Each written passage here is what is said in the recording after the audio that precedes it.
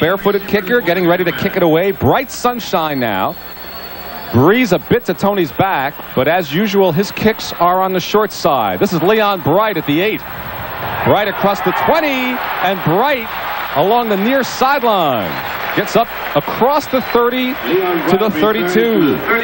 Rod McSwain in on the tackle for the Patriots special teams. A 26-yard return for Bright. Bright was knocked out of bounds by Rod McSwain. And we'll take a look at Steve DeBerg in the Tampa Bay offense. James Wilder will run it. He'll catch it. He'll be their offense. Jerry Bell and Jimmy Giles, tight ends and U-backs. Kevin House we look for today with Gerald Carter, the wide receivers. This offensive line has only allowed DeBerg to be sacked 12 times. They're stronger on the left side with Yarno and Corson. First down at the 32 for the Bucs. Carter in motion. And of course, Wilder, the first handoff, and doesn't get much. Gang tackle by the Patriots defensive core. Gain of 2. Johnny Rember in on the stop for the Patriots. And the Patriots defense, their front 3 as Julius Adams continues to get a start with Toby Williams injured. His front 3 mates are Dennis Owens and Kenneth Sims. Their linebackers, Don Blackman, although he's a bit injured, will start. Johnny Rembert in place of McGrew, who has that knee injury, and Nelson and Tippett. What a game Tippett had last week. And the defensive backs, Lippett and Claiborne and Marion and James. Teams like to work against Lippett. 2nd and 9. The 33, DeBerg throwing, and he's completing to Kevin House, and House has a first down. We said in our pregame introductions he'd be the man, Bob, and you're 1 for 1. That's right, Len. You're going to see an example here of Ronnie Lippett giving a lot of room for Kevin House to work. You see Ronnie Lippett, 42 in the white jersey, backing off here, leaving big Andre Tippett to cover little quick Kevin House, and that's not going to work. You might see Kevin House catch a lot of balls today, Len.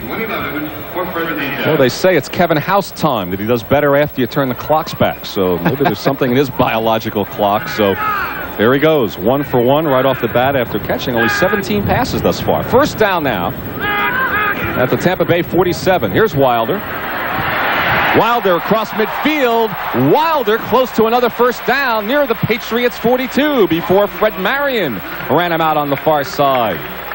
The NFL's leading rusher, all-time Tampa Bay running back. If he scores a touchdown today, he'll be their all-time point leader, James Wilder.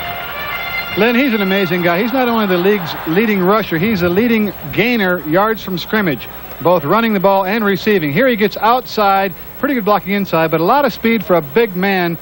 He's a throwback. If this were 20 years ago and playing two-way football, James Wilder would be a star linebacker as well. That's right. An 11-yard pickup for Wilder in the one-back formation. First down at the Pats 42. The Bucs are moving. DeBerg overthrows, looking for Gerald Carter with Ronnie Lippett covering on the near side. So it's the first offensive play that really hasn't clicked for Tampa Bay thus far. They are a high-scoring team. Despite their 0-7 record, DeBerg put 38 points on the board against Miami in a losing cause last week in the Orange Bowl. They've been a little sporadic over the last few games, Len. They've played hot and cold, and DeBerg had his finest game as a pro, as a Buccaneer last week, taking apart the Dolphins secondary. He did it largely to Jimmy Giles, the tight end. That's right. I think today he'll go more to his wideouts.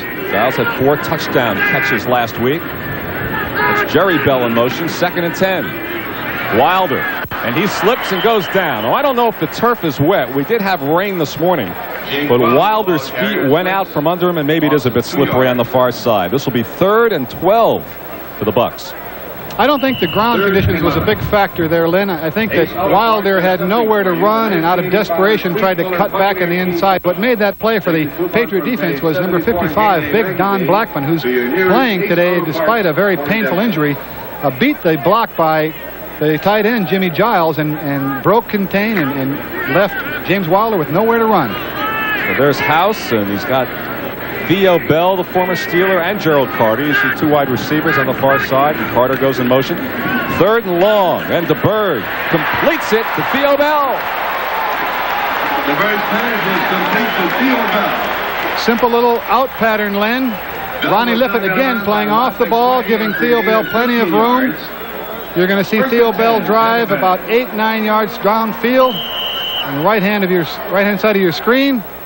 Ronnie Lippett playing too far off the ball. First down. Good play for the Buccaneers. So far, Lynn, an interesting balance of run and pass. DeBerg mixing the plays up. They're signaled in from the sideline from one of the backup quarterbacks, Alan Risher. This is first down at the Patriots 30. We've played 2 minutes, and the Bucs are driving. Jerry Bell in motion. Wilder. Wilder has daylight. Another Tampa Bay first down inside the Patriots 20. Fred Marion finally caught up with Wilder. Excellent blocking up front, Len. You're going to see the Buccaneers running to their left-hand side all day long today. At least they're going to try to. The reason for that is George Yarno on the left-hand side here. A little counter play. Wilder faking to his left, tucking into the left behind number 68. Rick Mallory there pulling and trapping, but the Buccaneers are going to be running primarily to their left today behind George Yarno and Steve Corson. They're two very underrated left side offensive linemen. And Sean Farrell, their right guard, didn't even dress today. So that's another reason why they're going left. First down at the Pats 18. This time, Wilder stacked up. Roland James finally grabbed him by the ankles after Kenneth Sims made the first hit in the backfield. So that time they stop him. He's already picked up 25 yards today, but it's interesting with Wilder. His first 4 games this year, he gained over 100 yards a game. The last 3, he has not reached the century mark. No, he's not. He hasn't reached the century mark the last 3 games, but he had 98 yards and 96 yards last week against Miami. He's a factor. The real value of James Wilder is even when he's not carrying the ball, he opens up holes in the defense because they have to key on him. 2nd and 9 at the Patriots 16.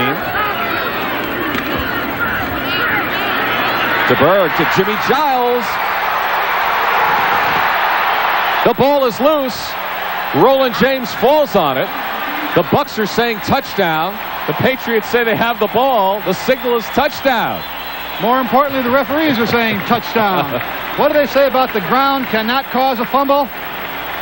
You're going to see a fine example of that here. Jimmy Giles showing the savvy, coming across from the left-hand side, number 88 in orange. They're coming wide open. Now right here, getting these last 5 yards on his own, stretching, reaching the ball out, breaking the plane of the end zone. The ball came out, but it was already a touchdown when the ball crossed that plane of the goal line. Donald Igwebuike, the Nigerian kicker. And he makes it 7-0 Bucs, but there is a flag down on the field.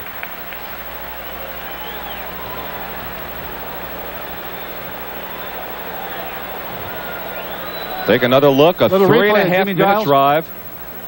Here you're going to see him stretch the ball out, breaking the plane right there. The ball comes loose, but the ground cannot cause a fumble, Len, and that's exactly what happened there. Tom Dooley's our referee today. Holding, 85 offense, try the point. So the hold against Whitty, and that will back Donald Amici Igwebuike, the 10th round draft choice out of Clemson. God bless back you. Another 5 yards. Some people call him Iggy and others Donald. We'll take a vote in a little while. Igwebuike. And 5 yards back, hits it through again. So 3.5-minute drive for the Buccaneers, and it's a good one. A 16-yard touchdown to Jimmy Giles, and the Buccaneers break on top 7-0. He won the job here in Tampa Bay as a rookie just based on his kickoffs. He never got to try a field goal during the preseason, but he had such a strong leg, he got the job. That's Stephen Starring getting ready to return. The Patriots immediately in a 7-point hole. He's got some pretty good return yardage statistics. Let's see if Starring will get to return it. Wow. Well, that's the story with Donald Igwebuike, and a fight has broken out on the far side with Bowman. Oh, my goodness gracious. And Mark Whitty. What's going on there, fellows? Quickly, it's broken up. Save it for when it counts. The ball's out of the end zone. Somebody ought to tell these guys. Some extracurricular special team activities. All right, let's take a look at the Patriots offense. Steve Grogan. Craig James wanted the ball last week, finally got it 22 times against the Jets with Tony Collins in the backfield, the speed outside with Fryer and Morgan. We'll keep an eye on Guy Morris, the center, with the knee surgery to Pete Brock. Morris now anchors the line at center. He's a veteran. He started 4 games last year. First down, Grogan wants to throw immediately. A lot of time, and completes it over the middle. And the Patriots quickly strike for close to a first down as he found Stanley Morgan. Keith Browner caught up with Stanley. A gain of almost 10. The Buck defense, David Logan strong in the middle. Ron Holmes, the right end. Leroy Selman, the famous lineman for the Bucks, is out on injured reserve. Some injuries in the center of the linebacking core, but Davis and Brantley are starting. Chris Washington replaces the departed Hugh Green, who was traded to Miami. A disgruntled Hugh Green. Second and short at the 29.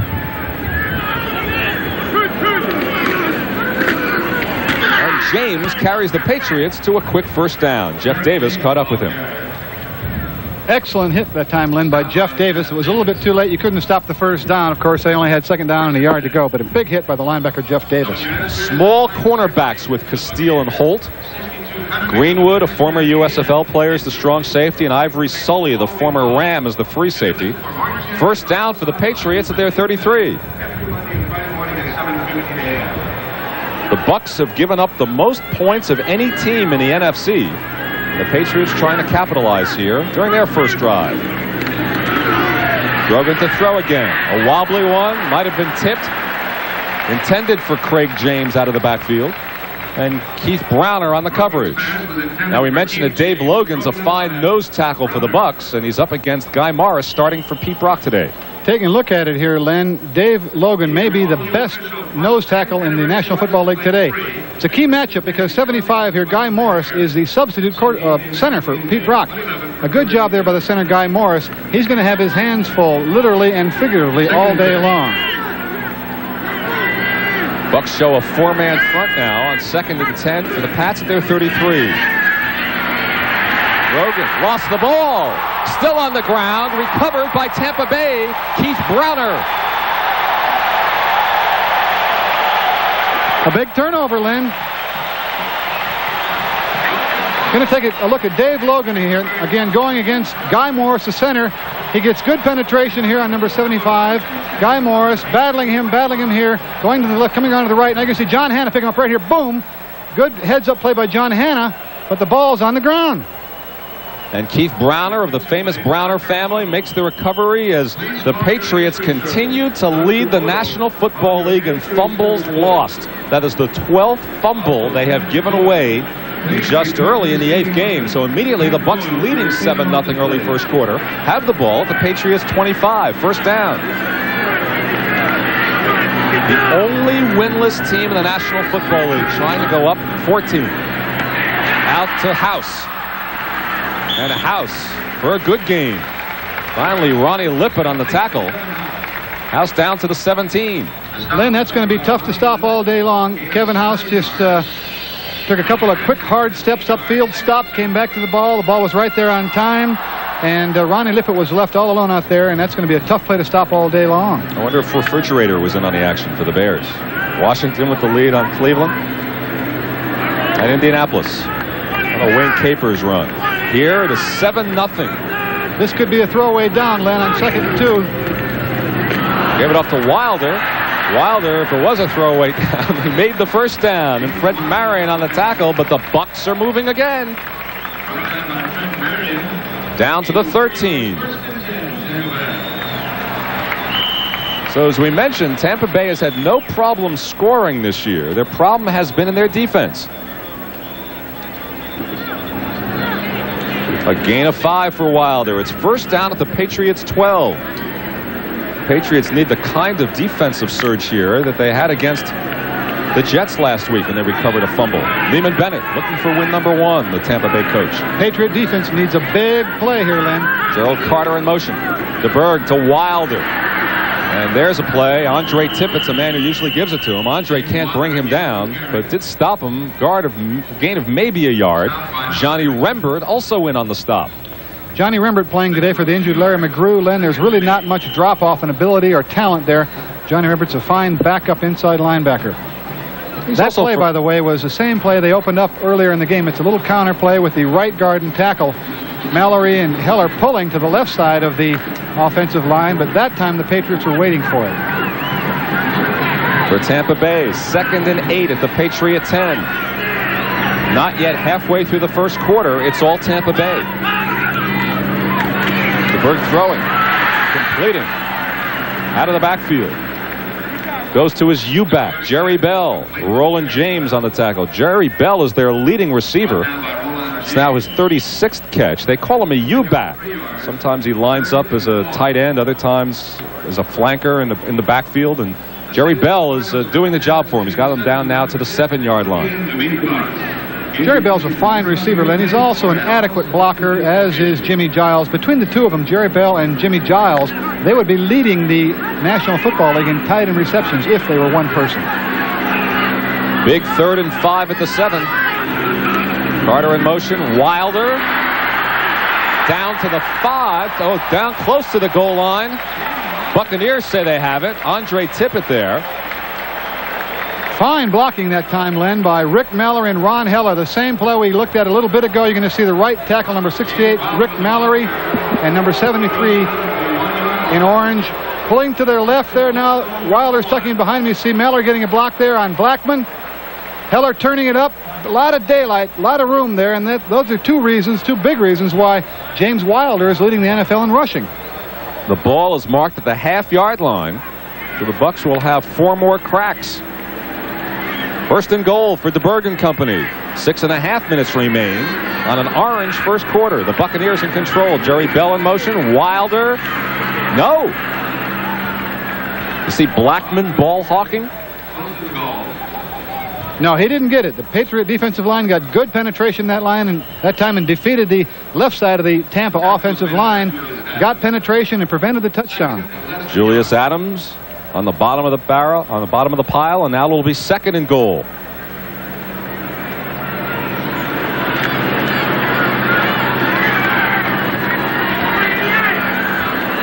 Second and goal as they dig in.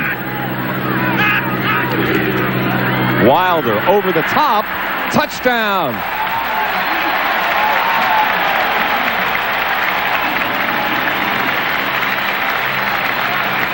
What an effort by James Wilder, Len. There was nothing there on the ground, so he literally took to the air, had to be up about 6 feet in the air. You're going to get a great view of it here.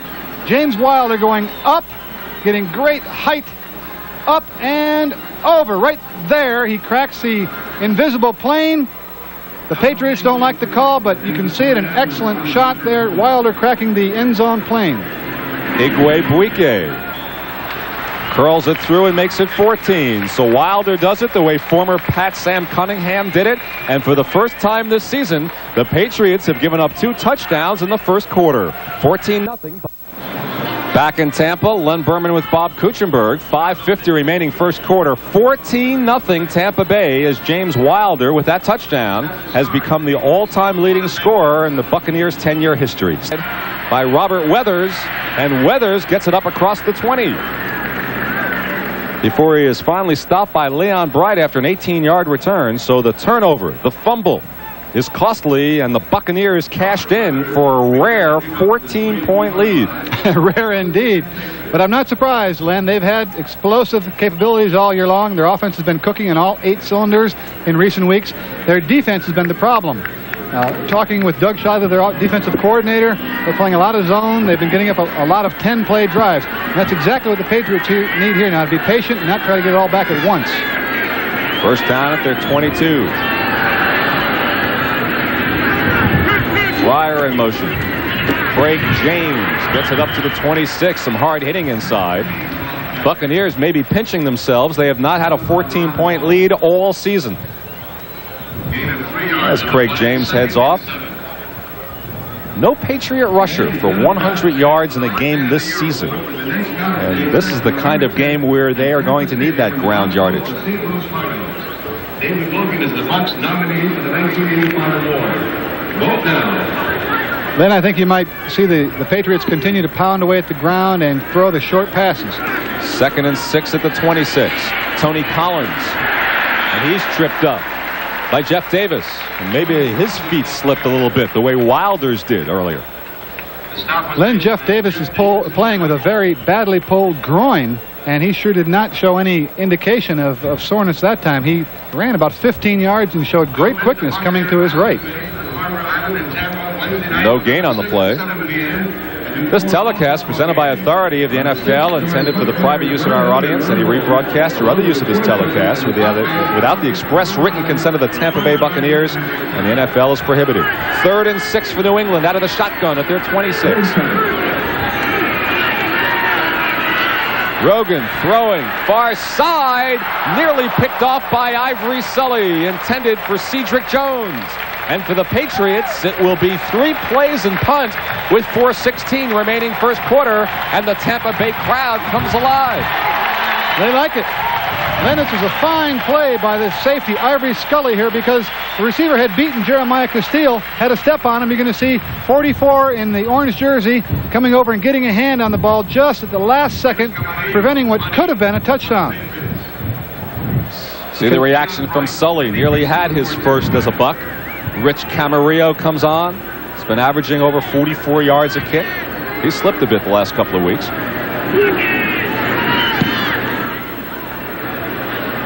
And he gets a good kick to the near side, goes out of bounds. Leon Bright was over there. And the ball will be marked out between the 30 and 31 yard line for Tampa Bay. So still 4 minutes to go. The Bucks already lead 14-0, and they're getting the ball back. In the past. The sunglasses, he has been pacing during that last commercial, grabs the clipboard, finds himself trailing a hungry football team 14-0 with 4 minutes and change remaining first quarter. First down at the Tampa Bay 31. Wilder, not this time. Flag is down. Steve Nelson, Don Blackman was on the bottom. Might have an offensive holding there. That's the call, Cooch. It was a 43-yard punt by Rich Camarillo. Went out of bounds, no return, and this will back up the Buccaneers even more. Holding, 60 offense, first down. Center Randy Grimes. See if we can pick You're it going up. to see the center getting called for holding here. It's a very difficult job. Center is a very tough position. You've got to snap the ball. Main responsibility is get the ball to the quarterback, but then you've got a 270 or 275-pound raving lunatic over your head, and you've got to try to hand the ball to the quarterback and get a block at the same time, and that is not easy. Raving lunatic. First and 20, backed up to their 21. I don't know if Dennis Owens appreciates that, but Adams and Sims on that front three try to cause some havoc there. Bell goes in motion. Wilder. Good hole, but Tippett was the first one who grabbed him, and then Sims and a couple of his teammates, along with Roland James, in on the tackle. Wilder didn't pick up much. Now the Patriots have to realize they've got to stop the Bucks here and turn the ball over to their offense in decent field position for the first time today. The one thing that the Coach Ray Berry and Steve Grogan and the Patriots don't want to do right now is panic and try to get back to 14 points all at once. They have to be patient. And the big key is to stop the Buccaneers right now and get the ball back to their offense. That rings a bell. The Bucks stop here. Second and 19 at the 22. DeBerg throwing and completing again to Jerry Bell. But it's short of a first down.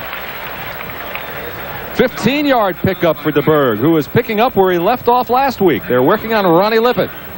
Len, perhaps the premier defender on this New England team is linebacker Andre Tippett, and many people are saying he's the best outside linebacker in the game today, but even the great ones have bad plays, and you're going to see an example of here where Andre Tippett, trying to get back into his zone, doesn't quite get back soon enough, and the reception is completed over his head, and it's tough for a big, strong linebacker. He's really a defensive end, 6'3", 241, to cover in pass protection. This almost becomes an important play early in the first quarter. 3rd and 4 at the 37. Flag down. DeBerg throwing nowhere.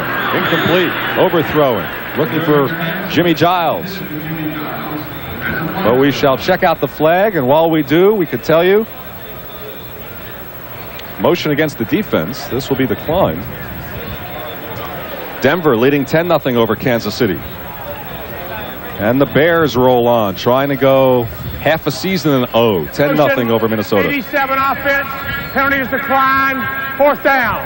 Motion against Gerald Carter. Washington has opened up 14-0 over Cleveland. That's a surprise. Yes, it is. St. Louis 7-0. Lomax to Pat Tilley on a touchdown. And Buffalo wants to make it 2 in a row. Andre Reed on a reverse.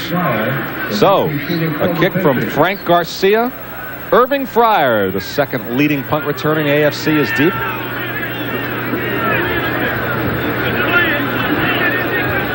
.30-second clock is now down to 9. Game clock, 2:49 remaining first quarter. Len Garcia needs to get plenty of height on this kick because Irving Fryer can flat go with the ball. He has a return. Plenty of room. Fryer to the 30. Fryer tripped up as he got to the 38. A little extracurricular activity going on down there again. And Ken Kaplan in on the tackle. If that name sounds familiar, from Brockton, Massachusetts, by way of New Hampshire. Patriots get it. Patriots break the huddle at their 38, first down, looking for some offense, trailing 14-0 with 2:42 remaining, first quarter. Backs are split. Grogan wants to throw. He's chased by Logan. The screen play to Tony Collins. Collins breaks it for a first down to the 46. A good first down play, Len. The wide receiver Stanley Morgan drove John Holt deep, opening up the left side of the field there, and the good lead blockers out there, John Hanna and Brian Holloway, both got out in front of this screen and get fine blocks. You're going to see it's a little slow developing screen play here, and you see John Hanna out there front getting a block. Brian Holloway doing the same thing. Good first down play. All right, let's call it second and short now. It came up short of the first down. Grogan completing to Fryer. The moves from Irving Fryer and then caught from behind. This is a first down inside Tampa Bay territory at the 46.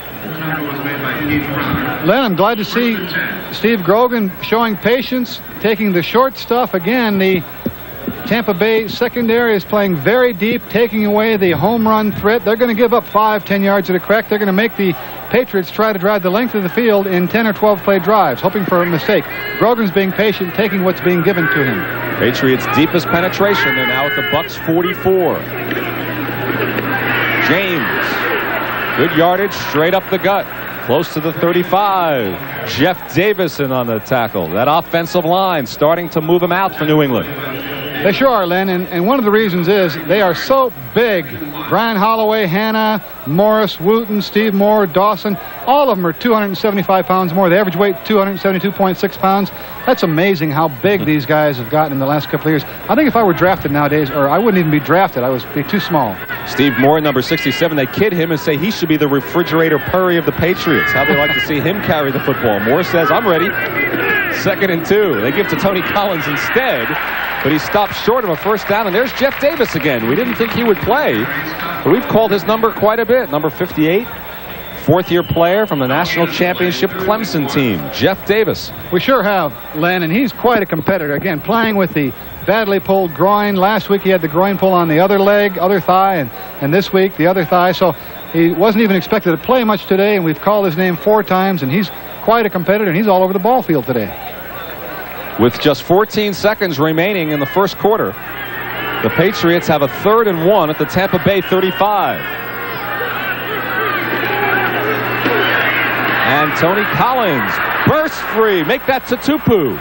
Mosey Tutupu in on the play, all the way down to the Buccaneer 25. Len, in Patriot short yardage situations, you can almost count on Mosey Tutupu getting the ball. All the way down to the Buck 26. That's the end of the quarter. We'll be back. Back at Tampa Stadium, Len Berman with Bob Kuchenberg after 1 quarter. 14-0 Tampa Bay. A 16-yard touchdown pass to Jimmy Giles and a half-yard run by James Wilder. It's unusual, Len, and it's a rather quiet stadium. I'm surprised you think the fans would be ecstatic, but it's almost as if they're sitting back waiting for some disaster to occur. First down at the Tampa Bay 26 for New England. Craig James fights to the 20. David Logan in on the tackle for Tampa Bay. Logan made the tackle here, Len, but it was on his own side of the line of scrimmage. The play gained 5 yards, and I'd say that's a win for center Guy Morris. You see him driving Logan downfield here, and Logan gets in the play late. Also, what made this play effective was the block of John Hanna, the left guard, and Brian Holloway, the left tackle. They sealed off their blocks and created a wide gap in the left side or right side of that Buccaneer defensive line. 2nd and 4 at the 20. Patriots now in an I formation in the backfield. Fryer in motion. He gets the reverse. Irving Fryer, they were waiting for him on the far side. A nice tackle made by John Holt.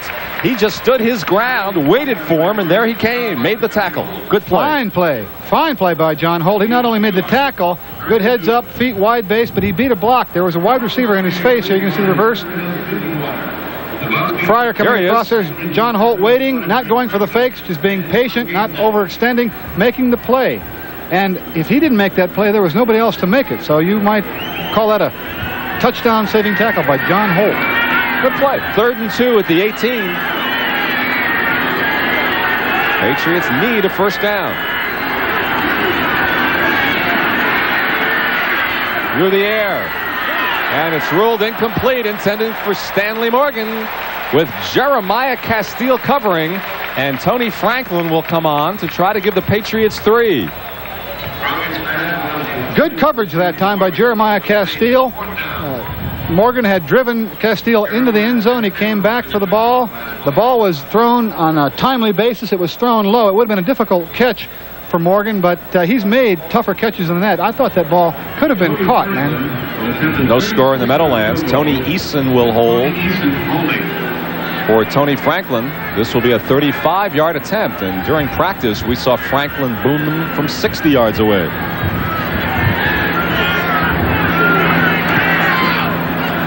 And Franklin nails it. So in the opening 2 minutes of the second quarter, the Patriots get on the scoreboard. 14-3 Tampa Bay. Break. True. So with 13:29 remaining in the first half, 14-3 Tampa Bay. Tony Franklin kicks it away. Bounces. Leon Bright at the 18, tries to hurdle and gets up to the 26, and that's where the Bucs will start.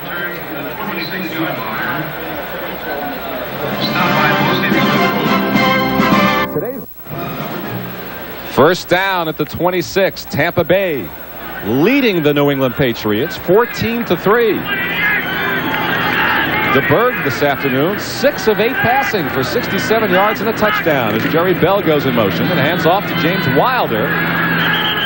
Wilder tried it a second time and got nowhere. Kenneth Sims in his way, the 4th-year player from Texas. Sims still not talking to the media, but lets his play do the talking for him on the field. Well, then I think that most head coaches would prefer if their football players let their playing do the talking for them. Kenneth Sims, a #1 draft pick of the entire draft a couple of years back.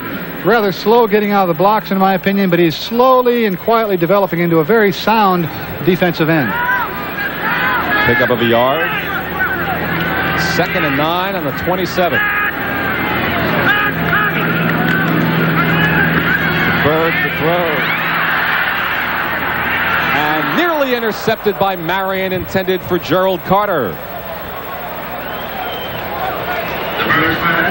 Now in the offensive line for Tampa Bay is Ken Kaplan, and he is a backup lineman, number 79. An interesting story behind Ken is that he was a vendor at Boston Garden with Celtics and Bruins games, and maybe some of his dealings with the fans helps him in the offensive line. A vendor? That's it. Looked like he was taking tickets that time. From Brockton, Massachusetts. What's interesting now is Kaplan is playing left tackle. That means the first-string left tackle, George Yarno, is required to go over to the right side now, which is very difficult to do. 3rd and 9 at the 27. DeBerg intercepted. Threw it right into the hands of Don Blackman. And the Patriots get their first big turnover. Don Blackman, not expected to start today. Missed the last 2 weeks with a knee injury. But DeBerg threw it right to him. A pickoff for Blackman. Well, DeBerg hit the open man. Hit him right in the numbers. Frankly, I'm surprised to see Blackman that deep in the secondary. You're going to see DeBerg going back here. This is the first interception he's thrown in a while. Had to duck the rush there. But I don't know really where he was throwing. Blackman not expected to play today and coming up with a big play here. The Patriot defense really misses this guy when he's not in the lineup. Blackman's first interception of the year, his 5th career interception, and now the Patriots are in business. First down at the Tampa Bay 29, trailing by 11.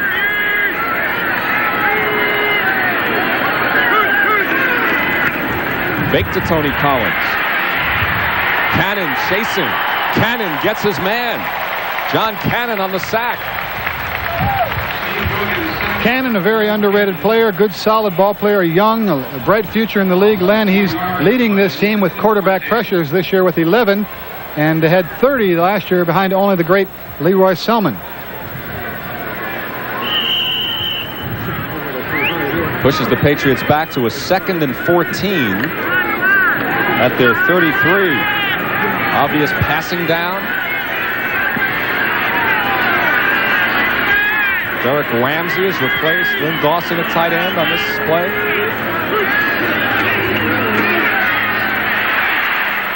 Throwing, and Fryer slipped. Fryer was going right, and Grogan threw it left. So it's 14-3 Buccaneers here. What's going on elsewhere? Let's go to NFL 85. The Miami game impacts on New England. The Patriots start the day trailing both Miami and the Jets by a game. So we will follow that game carefully with your help at NFL 85 from the shotgun. 3rd down and 14. Craig James couldn't hang on. Keith Browner covering, and now Franklin will try a long run. All right, Len, the quarterback threw behind the receiver that time, but looking at the middle guard, Dave Logan, Guy Morris has his hands full. Sometimes these big, strong guys come straight ahead, and sometimes they loop all the way around and have little games and twists. This time, Guy Morris saw it coming, went outside and threw low at Logan and slowed him up just enough to enable his quarterback to get the ball off. It was a fine job by the center, Guy Morris. Well, Tony Franklin, with his hidden shoe, will try a 50-yarder. Against a stiff wind. This is not an easy kick, Len. Has enough distance. Wow. He boomed it through there from 50 yards away.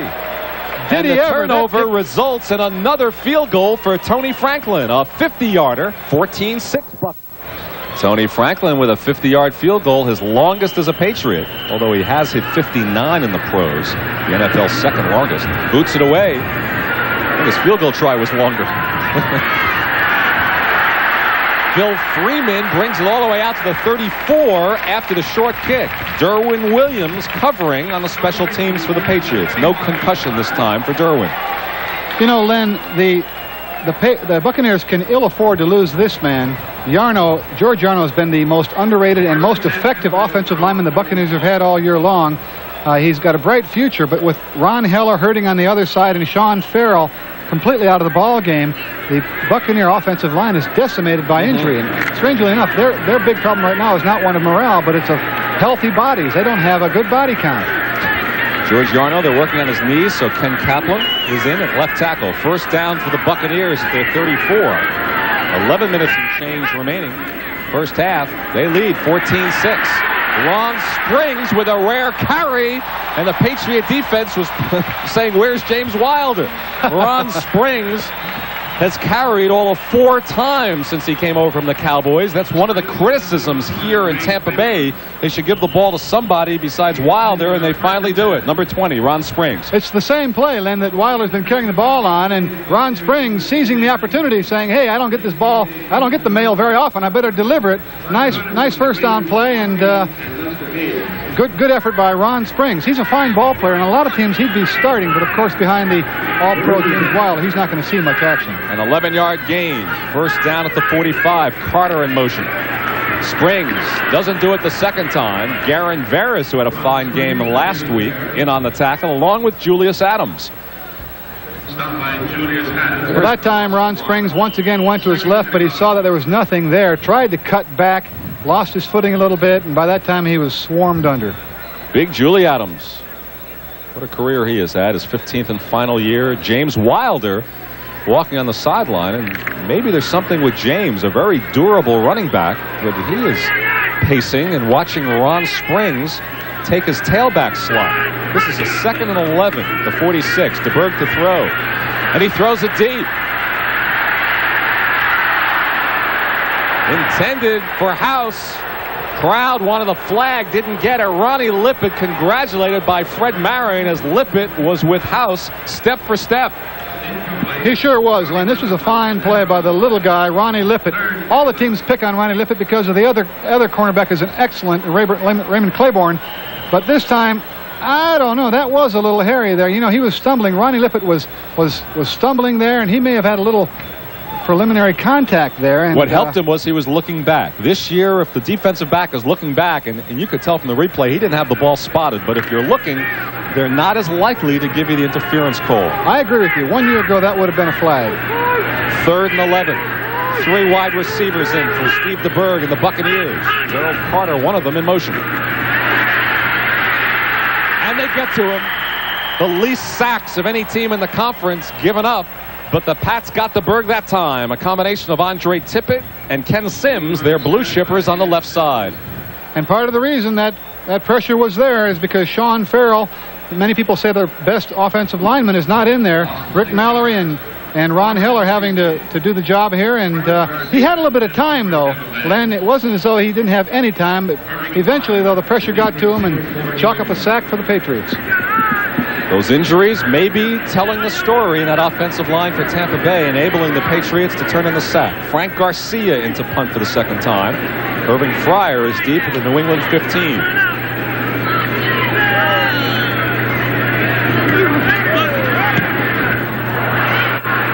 Garcia, not a bad kick, but Fryer will have a return again.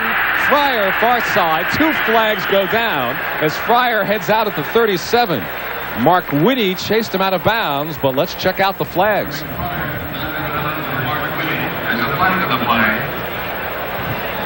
A 43-yard punt, a 19-yard return, and the flag will go against New England. I think you might have a clipper blocking illegally by Jim Bowman, number 28, Glenn.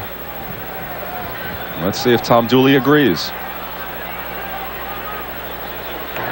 Illegal block, number 28 of the receiving team. First down. Eagle-eyed Mr. Cooch makes the call.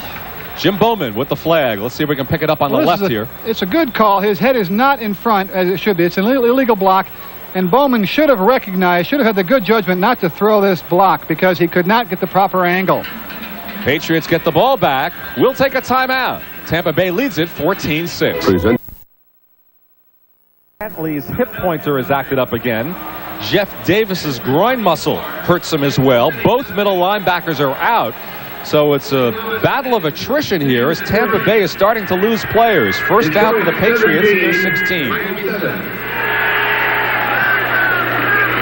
Craig James greeted by John Cannon, and Keith Browner goes ball hawking. Fine play by John Cannon. Got the penetration on the offensive tackle Steve Moore. Made it happen on the Patriots side of the line of scrimmage. You're going to take a look at John Cannon, number 78 here in orange. Taking it to actually Ron Wooten on a turn block. Ooh, that's a pretty play. And watch Browner here, 57, going after the ball. Hey, that's mine. A little extra twist there. Right.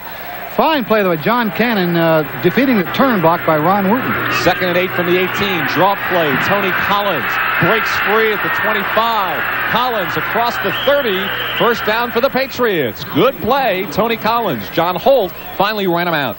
You know, Lynn, it's good for me to see Tony Collins breaking a run like that. A couple of years ago, a Pro Bowl ball carrier, over 1,000 yards. He really has kind of disappeared from the running attack of the Patriots. Part of that, of course, is attributable to the emergence of Craig James. But Tony Collins is a fine ball carrier, and it's a shame that he doesn't get the ball a little bit more often. Well, he has a few relatives. He grew up in Sanford, Florida, about 100 miles away. Maybe before a few home folks, he puts on a 13-yard show. First down for New England at their 31. Well, they'll flag this one dead. Left tackle Brian Holloway was moving a little bit early there, I'm afraid. False start, 76 offense. First down. We don't need Tom Dooley. You call it before he does. Well, I seem to gravitate towards those offensive linemen, and I know the feeling, believe me. You're going to see 76 moving early there. You know, it's really unfair. The poor offensive lineman, I'm sure Brian Holloway's been playing a fine game all day long. He's probably got 9 or 10 great blocks, but nobody said, great block, Brian Holloway. All they've said so far is moving illegally, Brian Holloway. Number 76, 1st and 15 at the 26. That's the offensive lineman's plight. Inside of 9 minutes remaining first half, Tampa Bay leading 14-6. They led at one point, 14-0. Rogan has time, rolls out, completes it to Stanley Morgan, short of a first down, with Jeremiah Castile on the coverage. But that was a fine play by Stanley Morgan, Len. What made this play was the experience and savvy of the wily veteran Stanley Morgan. He ran his route. He was not open. Grogan looked at him, saw that he wasn't covered. Now he had to go and buy some time. So Grogan rolled to his left, and Morgan, knowing what Grogan does, faked downfield again, drove Jeremiah Castile deep, came back for the ball, and got the completion. Grogan pointing out to Robert Weathers where he wants him to set up. This is a 2nd and 5 for the Patriots at their 36. Weathers and James in the backfield.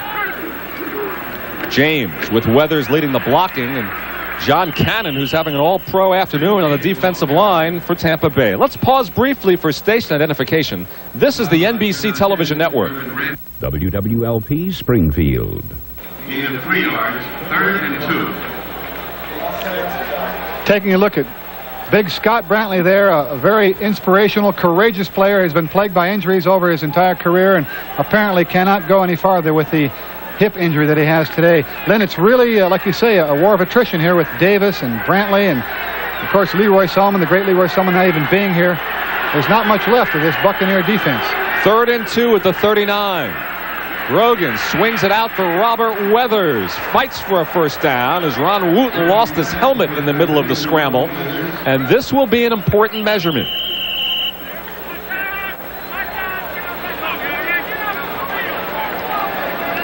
Weathers with his first reception of the year. Referee calling timeout because the players are slow to unwind, unpile. Wooten says, "Who took my helmet?" That's right. And Wooten does look a little bit shook up. You would too if you lost your helmet in a pileup of about 9 or 10 bodies.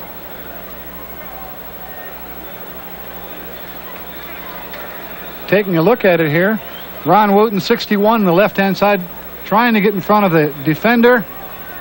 Don't know where his hat comes off here. I guess the second hit. Whoa, my gosh. 57 delivered a blow there. Little headbutt. Number 57, Keith Browner, really put it to Wooten there in the pileup, and hopefully he'll be all right later on. And it is short of a first down for the Patriots with 7:21 remaining in the second quarter. We'll have to punt, and the silent crowd gives the defense a bit of a cheer. Even the cheerleaders are quiet today. I tell you, Len, they deserve it, though. We talked about them being decimated by injuries. They don't have a lot of their starters there. They're just playing on guts and determination, and this defensive squad of the Buccaneers have been very impressive today. That was an important defensive play in the scheme of things in this first half. So now Rich Camarillo will have to punt away to Leon Bright.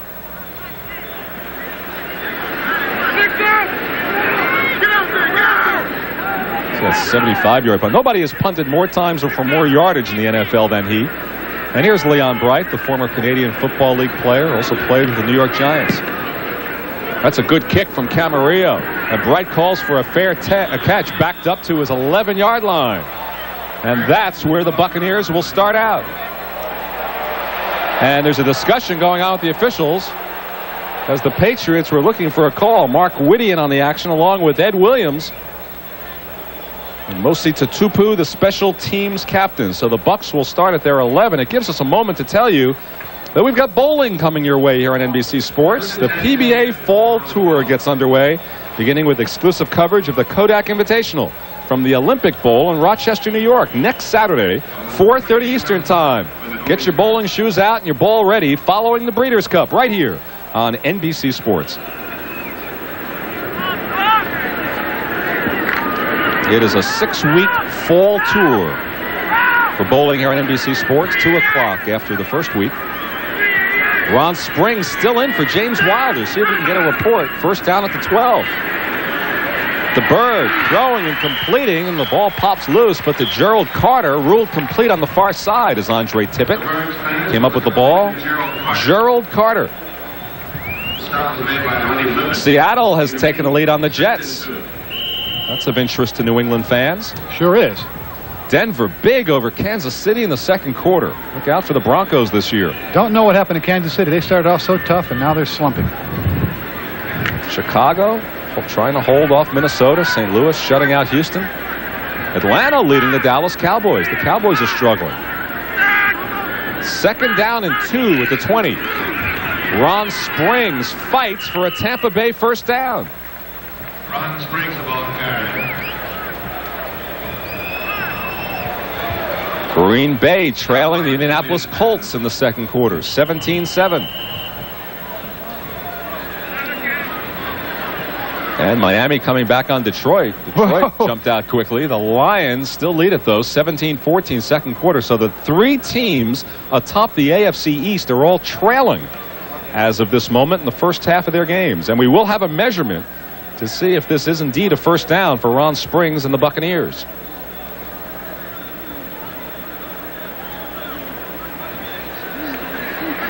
And it's just a bit shy.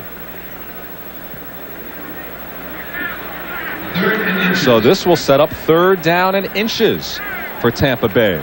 The standings starting today, New England trailing both Miami and the Jets by a game.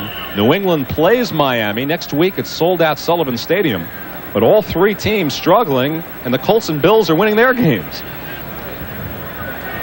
And Len, you've got to be sure that the Patriots are aware that the Jets and the Dolphins are struggling today, and that should add plenty of incentive to their already important cause here. Big play here, Len. Out of the I formation. Faking it. DeBerg throwing and intercepted by Fred Marion. The pass intended for Bell. Marion all the way down inside the 25. A big play for the New England defense as DeBerg thought he had something. The I formation, 3rd and inches, play action fake, going deep to Jerry Bell, and Fred Marion picked it off. Nobody in the stadium expected it, Len, except perhaps Fred Marion. I think if the ball would have been thrown a little bit deeper, he may have had it, but it was a fine play by Marion playing center field there, and that's something a free safety has to do. He's going to be up trying to make the tackle, but when you've got 75 or 80 yards of real estate behind you, you've got to lay back. Looking at it from another angle here, you see Marion, number 31 on your right-hand side there, stretching, getting deep, timed perfectly from the former Hurricane, University of Miami veteran. Big play for the Patriot defense. First down at the Tampa Bay 23. The Patriots with 2 field goals looking for their first touchdown of the afternoon. Robert Weathers is grabbed by David Logan, the nose tackle. But not before he could advance inside the 20 to the 19 for a pickup of 4. David Logan applauding on defense, trying to get his defensive core geared up. They led it 14-0. The Pats have come back to 14-6 now with 5 minutes remaining first half. This is a 2nd and 6 at the Tampa Bay 19. Steve Grogan calling his own plays. He's had to move out of the pocket consistently, and he gambles and loses the ball. And we'll see if he's ruled down or if it's ruled a Tampa Bay. It's a Tampa Bay fumble recovery. Steve Grogan's 2nd fumble. I don't know, Len. I don't know about that call. The officials were hesitant to give the indication. I believe the first side judge that saw it and didn't call it. I think he may have been down before he fumbled it. Let's take a look. He's sitting down on the ground. I don't know. Tough call. I don't know if he was on the ground or on a player, Bob. Maybe that's the key. He's dragged down on top of a player. This is true. A player can cause a fumble while the ground cannot. So maybe that is a good call. I would imagine that's the difference. And if that's true, and indeed it is, it was a good call. 2 fumbles by the Patriots, who have now given up 13 fumbles to lead the league, and 2 interceptions of DeBerg. So 4 turnovers in the first half, and James Wilder is now back in as Tampa Bay begins at their 10. There's Wilder. And there's a gain of maybe 2. And it looks like Garen Varys in on the tackle. Yes, it is.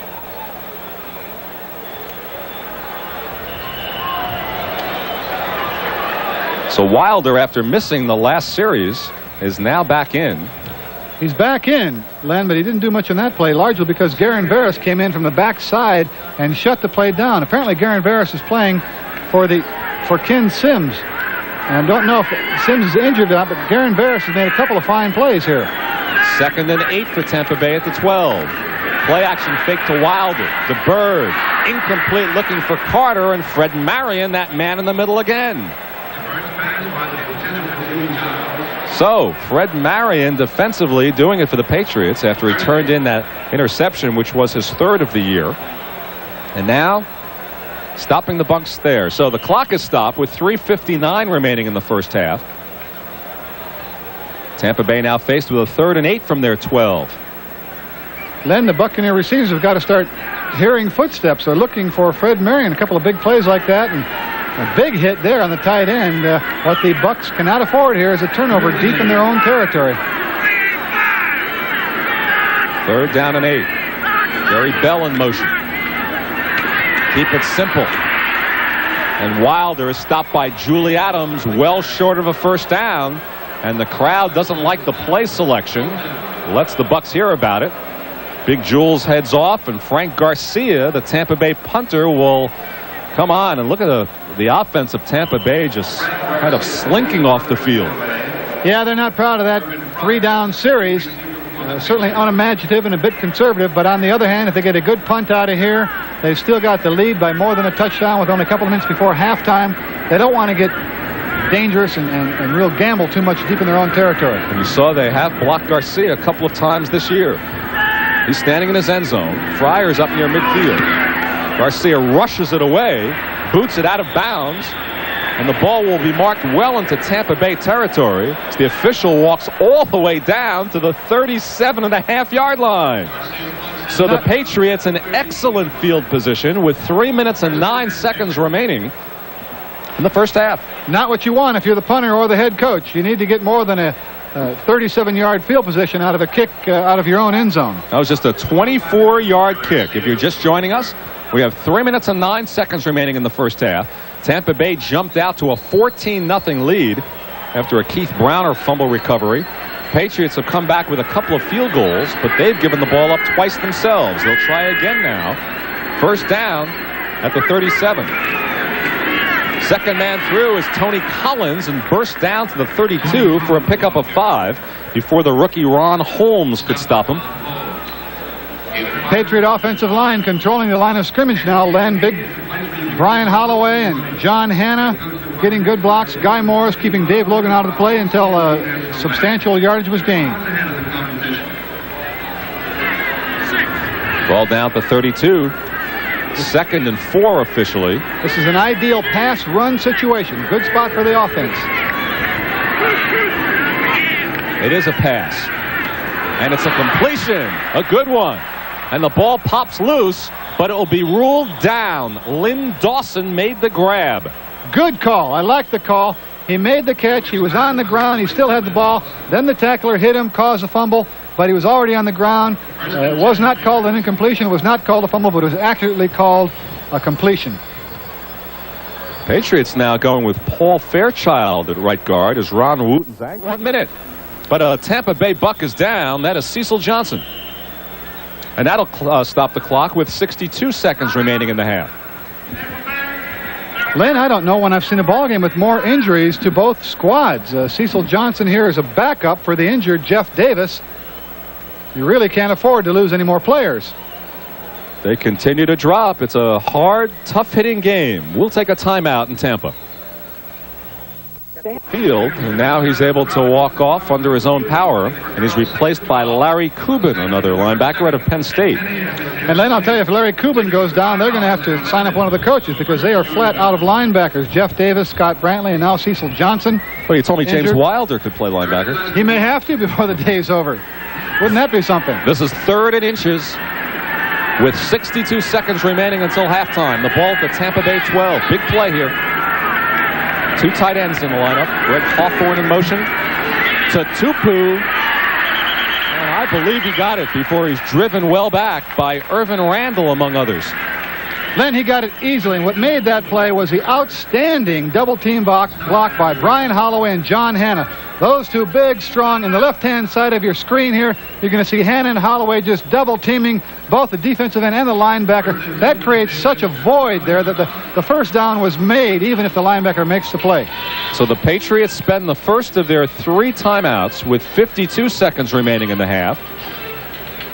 As Mosey Tupu, their short yardage man, although you saw him in Cleveland a few weeks back, Bob, when he didn't make it on a critical 4th and inches. 1 yard line. There's so many bodies, literally thousands of pounds of humanity, and it's never a gimme. Do you think the Tampa Bay defense is thinking naked bootleg after watching last week's films? I think it's in the back of their minds, at least. Steve Grogan discussing the play with Raymond Burry and Cecil Johnson talking to the defense, and normally it's Scott Brantley and Jeff Davis who have that chore, but both of them are out injured. You see Johnson speaking with Chris Washington, number 51. Washington replaced Hugh Green. And of course at halftime, Bob and Axon Ahmad, all the scores and highlights. Anxious to see how the Jets and Dolphins are doing, and how that will impact on the Patriots' fortunes. First down and just a little bit outside the 10-yard line. Conceivably, they could make a first down without a touchdown. 52 seconds remain in the half. Looking to throw is Craig James. He's got Tony Collins. For the second time this year, Craig James throws a touchdown pass. The Patriots are within 2. Craig James can do it all. He can run, he can catch, and as you saw here, he can throw the ball. For the second consecutive week, the Patriots use a trick play to get in the end zone. The Tampa secondary had come up to stop the sweep because James is such a good runner here. Flowing to his right, you're going to see the linebacker and the cornerback come up, leaving the receiver all open. Tony Collins open in the end zone. Craig James, as Len said, is thrown for his second touchdown of the year. Both to Collins and James, the only player other than Walter Payton in the NFL to run, catch a touchdown pass, and throw one, and now he's thrown for 2. And Tony Franklin will try to draw the Patriots within 1. And he does it. So what was a 14-0 Tampa Bay lead in the first quarter has now been sliced to 1, 14-13. As the Patriots notch their first touchdown of the game. And as you duly noted, Bob, they're doing it with trick plays. It is, but it's refreshing to see, and it's something that the other team doesn't expect. 2 games in a row here now. What really hurt the Buccaneers, Len, let's don't forget, was that 24-yard punt. Did not help their cause. Good point. It's next Saturday. It's one of the richest days in any sport. 1 day of racing where they will hand out $10 million in prize money. It's the 2nd annual Breeders' Cup. And it will be coming your way next Saturday at 12:30 Eastern Time here on NBC Sports as the Breeders' Cup and the $10 million horse racing day makes this a November to remember here on NBC. This has been a first half to remember for Tony Franklin and the Patriots. A 50-yard field goal. Lehman Bennett saw a rare 14-point lead dissipate quickly. The short punt, one turnover hurt Tampa Bay, 1 did not. Len, you hear so much about giveaways and takeaways and turnovers, and as the game opens up and becomes more of a pass-oriented style of game, you're going to see more and more turnovers. The trend is to try to get back to the ball control running game where there are fewer turnovers. Phil Freeman dancing, hurdling. He's down near the 25 with 41 seconds remaining in the half. Ed Reynolds slaps a high five with Ed Williams. And Freeman heads off. He's a rookie out of Arizona. But now we'll see what Tampa Bay tries to do. If they choose, they can try to move the ball in a hurry. If not, they have 41 seconds. A Buccaneer is down. And a charged timeout. Leon Bright. Yet another injury here in Tampa this afternoon. Len, as we talked about earlier in the game and also earlier in the week, it's amazing that the morale, the mental set of the Buccaneers is as good as it is. Being 0-7, you might think that they're ready to pack their cars and have one foot in the parking lot and be ready for next year, but not the case. I was honestly amazed to see the fine attitude they've had. The Buccaneers' problem is of a physical nature. They literally do not have enough healthy bodies almost to line up for the ball game. Leon Bright, man who is shaking his right leg now, obviously in pain. Remember the hit he took a couple of years ago on Thanksgiving Day. Let's see if we can check it. In the upper left corner of your screen here, you're going to see a...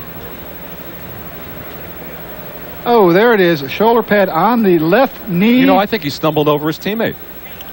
Well, I know that he caught the shoulder pad in the knee, and that's either a hyperextension or it could be in the back of the knee there. When the knee gets bent in that direction, a lot of times it can be the cruciate, the anterior cruciate ligament, which is a very serious injury. Let's hope that we're talking prematurely here. Do you remember Thanksgiving Day in the Silver Dome a couple of years ago? Detroit was playing the Giants. Leon Bright took the hit of the year. It became very controversial. It looked like he was dead, or should have been after that hit, and he came back to play. But he's a tough cookie, but this one, well, trying to hold off the Patriots. Well, the fans may not have liked it, Len, but Coach Lehman Bennett is not going to with it.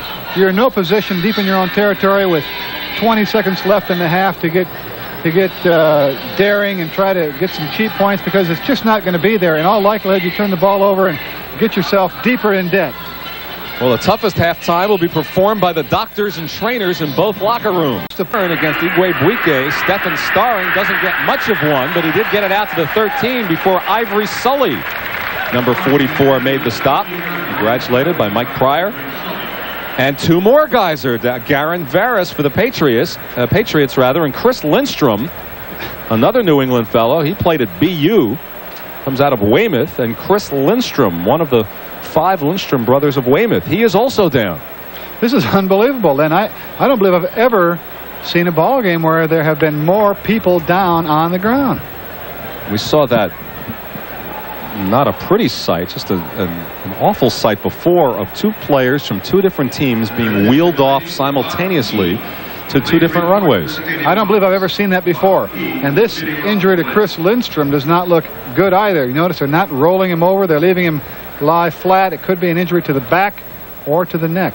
Lindstrom, his brother Dave, plays for Kansas City, also a defensive end. Brother Eric is at Boston College, and Garen Varus gets up on the far side, and he's bandaged all over his right arm. This is a game where the highlight films don't go to the Hall of Fame, they go to the Red Cross. And Lindstrom now hobbling off. You know, Len, looking at the injury here, Lindstrom backs up Ron Holmes, the #1 draft choice, who is playing in place of the injured Leroy Selman. This Buccaneer defense is not only decimated by physical injuries, but they're haunted by the ghosts of the 2 tremendous players, Leroy Selman and Hugh Green, who of course was traded to the Miami Dolphins a couple of years ago. So it's not only physical, but it's a haunting presence of the seasons past. The Patriots starting the second half with their 13, trailing by a point. Craig James straight ahead to the 22 or 23. Good block by Guy Morris that time, taking Dave Logan straight back. Very important matchup here. You're going to see number 75 in white, Guy Morris, going one-on-one with Dave Logan, winning the battle. Chalk that one up to Guy Morris. Ends up putting Dave Logan on his back. That's how they draw it up. With blocking like that, the Patriots are going to be tough to contain. Morris, of course, replacing the injured Pete Brock. Arthroscopic knee surgery this week. 2nd and 1. Logan got even. Stopped. Logan got even that time. Just as we talked about putting Logan on his back, he must have hurt us, because that time he beat Guy Morris clean, came off the block. You're going to see the number 76, Dave Logan there. Watch him get rid of the center. Boom, get out of here. Where's the ball carrier? Right there. Not twice in a row, Morris. You're not going to beat me.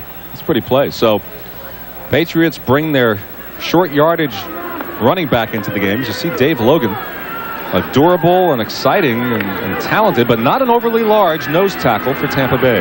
Len, as an offensive lineman, you dream about putting your defensive opponent on his back, but sometimes you don't want to do that because he'll come back a little harder at you next time. Hawthorne in motion, 3rd and 1. It is Tupu as usual in short yardage, and he scrambles and fights, and I believe he might have the first down.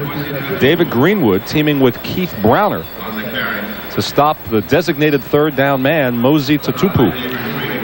Len, Mosey Tutupu is as good a specialist, short yardage specialist, as there is in the NFL. He's very difficult to stop. Now this time there really was no hole for him. You'll see him slither off this back of his own lineman, slithering to the right there, bleeding yardage just enough to get the first down. He's a very aware player. He knows where the first down marker is and usually comes up with just enough yardage to get it. First down at the 24 for Steve Grogan and the Patriots. First pass of the second half. He was under pressure. He was decked, but Tony Collins makes the reception at the 44. Another Patriots first down. What a play by Steve Grogan. Keith Browner was all over. And look, Browner on the left is the one who got up limping. He put the hit on Grogan, and Browner's the one who walked away worse for wear. What do you suppose? Grogan bit him in the knee here? You're going to see Keith Browner all over your quarterback. How this ball, number one, gets thrown and secondly is completed is a miracle.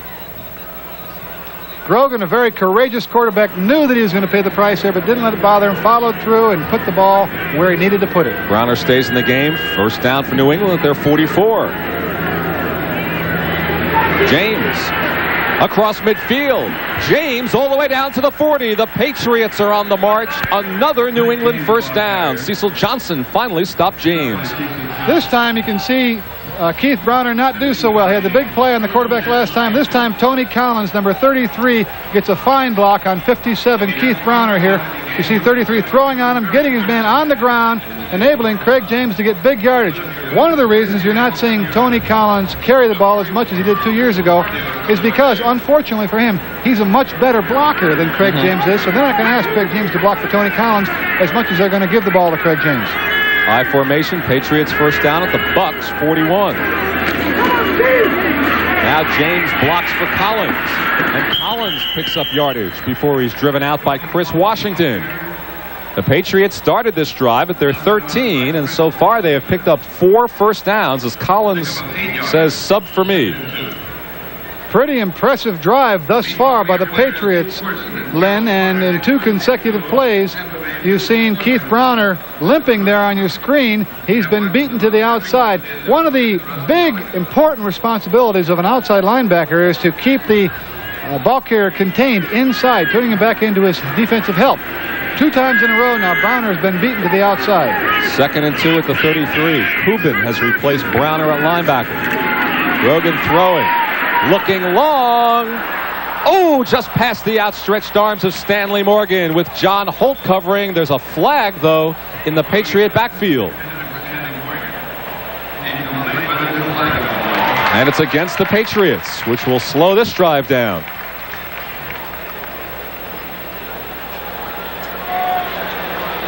This is a costly penalty, Len, on 2nd down and 2 or 3 incomplete Holding, pass. 24 offense, 2nd down. Robert Weathers was blocking in the backfield, and he was called for the hold. Now that changes the situation dramatically. Going from a 2nd and 2, you're going to see Stanley Morgan running a beautiful little deep post pattern here. There's Robert Weathers on the right-hand side of your screen there. All the way to the right. That's what he's being Far whistled for. Brought his man down on a tackle. This is a 2nd and 12 for New England, backed up to their 43. Over the middle, complete. Derek Ramsey, who was the leading receiver last year with a team record 66 catches, but thus far this year just 16 receptions for the big tight end from Kentucky. And it is short of a first down, and this will be 3rd and 1 or 2. 3rd and 1. 3rd and about 1.5 yards, Len, but credit Derek Ramsey with getting 3 very important yards on his own there at the tail end of that pass play. Patriots. Big difference between 3rd and 1.5 or 3rd and 4. That's David Greenwood. He's a champion in the United States Football League. 3rd and 1. Is it to Tupu on short yardage? No. It's Tony Collins. And he is short. And the Patriots will have a decision to make on 4th and 1. Cannon and Holmes combined. Will Raymond Berry go for it? Or try to give Tony Franklin a chance on a long field goal try to take the lead? What would you do? I think I'd have to go for it here on if it's less than 1 yard, and I think that it is. What made the play, it was fine defensive coverage there, fine pursuit by the Buccaneer. They're going for the field goal. Tony Franklin comes on. If they had tried a field goal, it would have been a 49-yard attempt. Well, they're trying one. It's a 49-yard attempt. Let's see. But the 30-second clock is already down to 5, and so Tony Eason wisely calls timeout. Little disorganization on the part of the Patriots there, Len. Tony playing with that slight separation of his left shoulder as the holder, which is dangerous. And the 30-second clock had wound down to 3, and that's why the Patriots had to spend a timeout. And here's Steve Young. Interesting story here. Of course, the highly paid Los Angeles Express quarterback comes over. Many thought that he would immediately walk in and play quarterback, but Raymond Bennett says no. He may play late in the season, but not yet and not soon.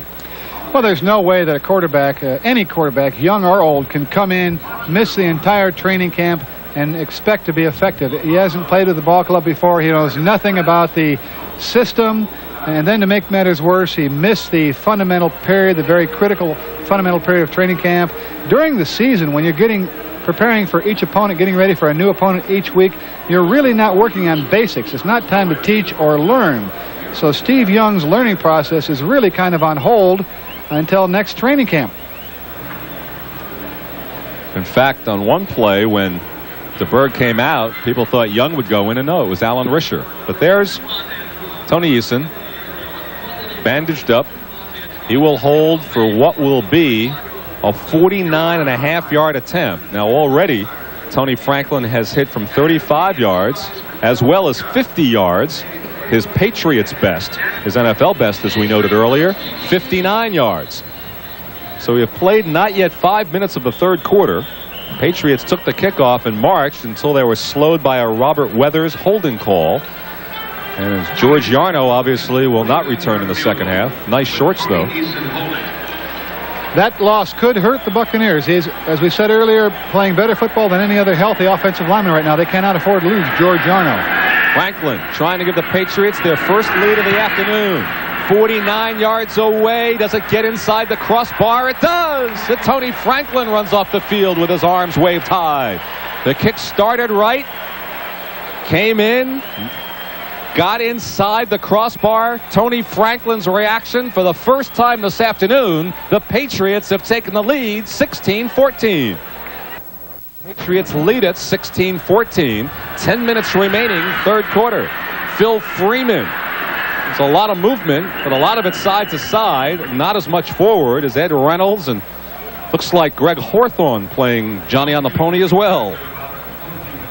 So the Tampa Bay Buccaneer offense, their offensive coordinator is on crutches, Jimmy Ray, and how fitting that is with what has happened to the Tampa Bay Buccaneers. It was a jogging accident. Jimmy was hit by a car, and you played against him in college, didn't you, Bob? I sure did. Jimmy Ray is a fine offensive coordinator, was the quarterback in Michigan State's great 1966 Spartan team. Of course, the Fighting Irish of Notre Dame I played for against Jimmy in that 10-10 tie. Right. Jimmy's lucky to be alive. He was hit by a car traveling at about 40 miles an hour.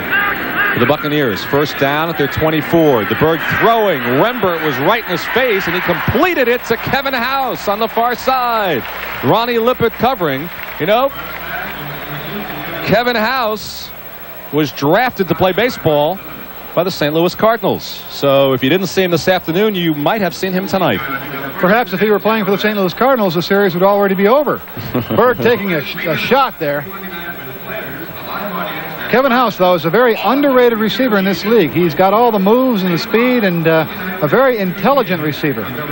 Problem with Tampa Bay, they're very honest in their press release. Press releases are normally very upbeat. They say they can play good offense, they can play good defense. The problem is they've never done it for the same game on the same day. First down at the 40. James Wilder gets perhaps two. Julie Adams came over the top. Dennis Owens was down below, as well as Johnny Rembert and Andre Tippett. So they were all in there. Len, it's almost as if the strength, the very strength or blood is sapping away from the Buccaneers here. The injuries are beginning to take their toll. You look on the... And look who's coming off. James Wilder, who missed the series in the first half, comes off again, and Ron Springs replaces him. You would think it would go the other way. The heat of Tampa would work against New England. The fact the Patriots have historically done very poorly on grass. But so far, the advantages are going towards New England. 2nd and 9. Gerald Carter near midfield, close to a first down before he's run out by Raymond Claiborne. I believe he has the first down, Len. Good play here. The Patriots had a little blitz on, and I think that the Buccaneers are going to have to open it up just a little bit more, and you might see them going to Kevin House, as we talked about at the top of the game. James Wilder just is not getting it done right now. I don't know that he's injured so much as they're just trying to give him a little bit of rest. They know they have a capable replacement in Ron Springs, and even the greatest players, such as James Wilder, need a rest occasionally. So it's first down for Steve DeBerg at midfield. 2 interceptions in the first half. One cost him 3 points, the other did not. Play action fake. Plenty of time. Throwing deep for Kevin House, and overthrowing as he had a step on Roland James. That's one of the things that the Buccaneer coaches told us earlier this week, Len, that the Buccaneers would like to employ some play action passing.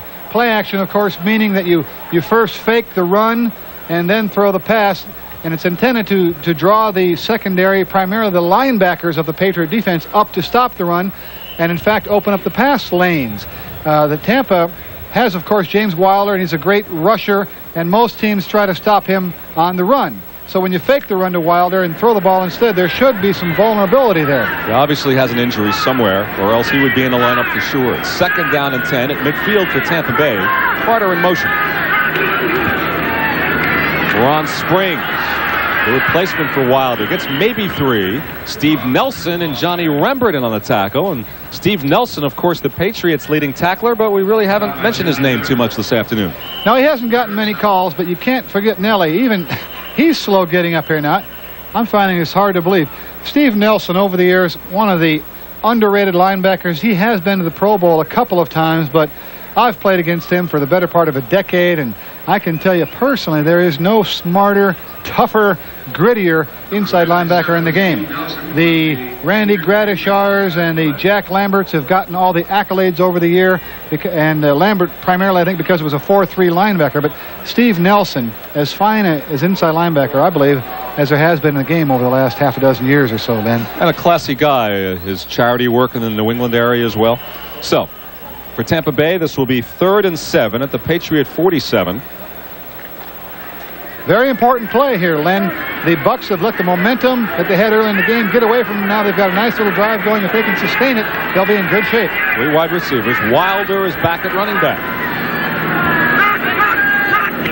And he drew the Patriots offside. 3 down, but he goes down. Darren Varus may be the man who jumped. So if it is against the Patriots, this will set up a 3rd and 2. Critical penalty, Len.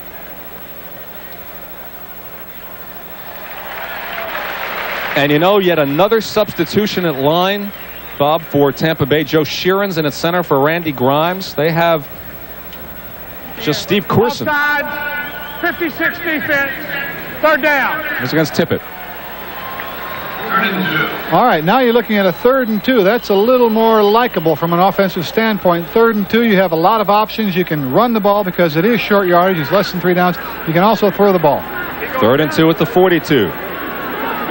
The lone back is James Wilder.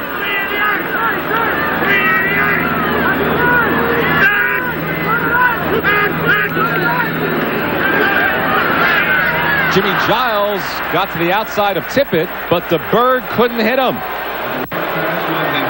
And the crowd doesn't like that as the Patriots stop the Buccaneers, and Frank Garcia comes on. We pause briefly for station identification. This is the NBC television network. WWLP Springfield. The fans didn't like that call and the throw, Len, but really that would have taken a perfect throw because Andre Tippett had taken away the angle. He had Jimmy Giles covered perfectly, and only if the quarterback DeBerg had lofted the ball, it could have been completed. But short of that, Jimmy Giles was totally covered. Garcia gets it away, gets it deep, does not get the corner. It's a touchback, and the Patriots will start at the 20. So Garcia does not get it out of bounds. It goes as a 42-yard punt. But the Patriots will start out with a touchback. They lead Tampa Bay 16-14. A slight rainbow over Tampa Stadium. What's at the end of it? A first-place tie for the Patriots or the first win of the year for Tampa Bay? 1st down and 10 for New England at the 20. The pitch back. Tony Collins on the move. 1st down. Ivory Sully finally caught up with him. All right, let's check out all the scores now. See how the Patriots competition's doing. First of all, the Jets are losing in the 3rd quarter. That's good news for the Patriots. Denver continues to lead Kansas City. It's now 27-10 in the 3rd. Miami continues to trail. We're staring at a first-place 3-way tie if these scores hold up. Chicago over Minnesota. Cleveland's come back with a touchdown against Washington. 1st down for the Patriots now at their 35. James, 3 or 4 yards up to the 39 before Keith Browner could tackle him with help from Cecil Johnson. So the Patriots content to work on the clock. 6:50 remaining 3rd quarter. New England leads it 16-14. Other scores, St. Louis leads Houston 10-6. That game in the 3rd quarter. Dallas has now taken the lead over Atlanta, 17-10 3rd quarter. And Buffalo, 17-0 over Philadelphia. How about the Bills? And Indianapolis doing it to Green Bay. 2nd and 7, 38. A flag is down. The completion's made on the far side to Collins. But we'll check out what the penalty is. Then I believe the penalty is going to be a holding call on the substitute right guard, number 66, Paul Fairchild.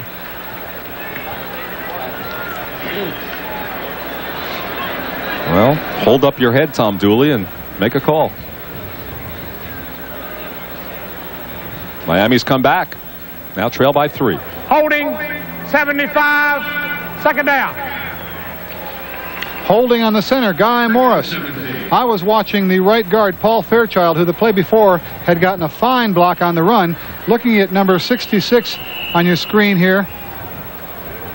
Oh, you're right.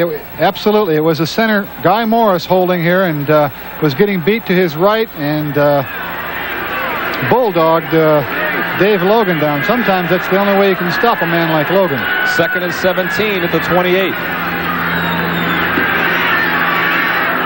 Rogan looking for Morgan, who could not hold on near midfield with Ivory Sully behind him.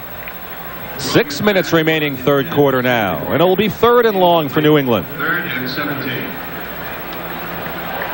Some third period scores. Len, this is a very important series for the Buccaneers here. Now, they didn't score offensively last time, but they did put together 3 or 4 first downs. And for the first time in a long time today, they have decent field position.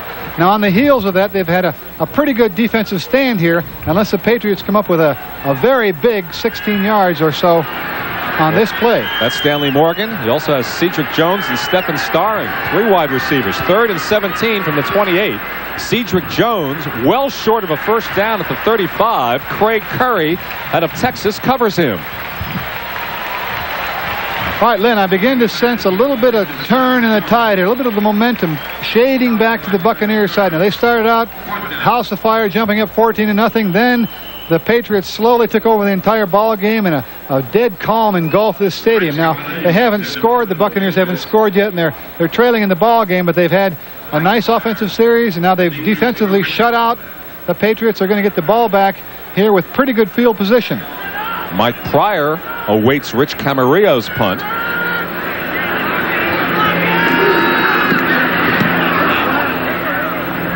Pryor will have a return at the 24. Not much of one, driven back at the 28. Rod McSwain and Ed Reynolds among others. So the Buccaneers will get it back, trailing by 2, 5 minutes left, third quarter. The third quarter has not been kind to the Buccaneers this season, as well you can imagine. After all, they have now led 4 times at halftime this year without a win after 4 quarters.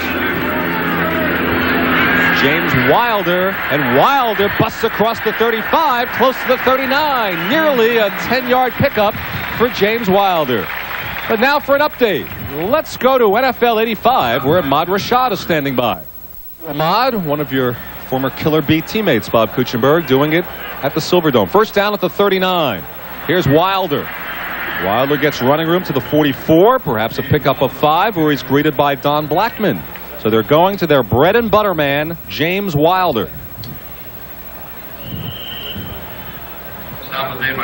We're closing in on 4 minutes remaining of the third quarter. The only scoring we have had, a 49-yard field goal here in the third by Tony Franklin, that gave the Patriots their first lead of the afternoon. The Buccaneers led 14-0, but now 16 unanswered points by New England.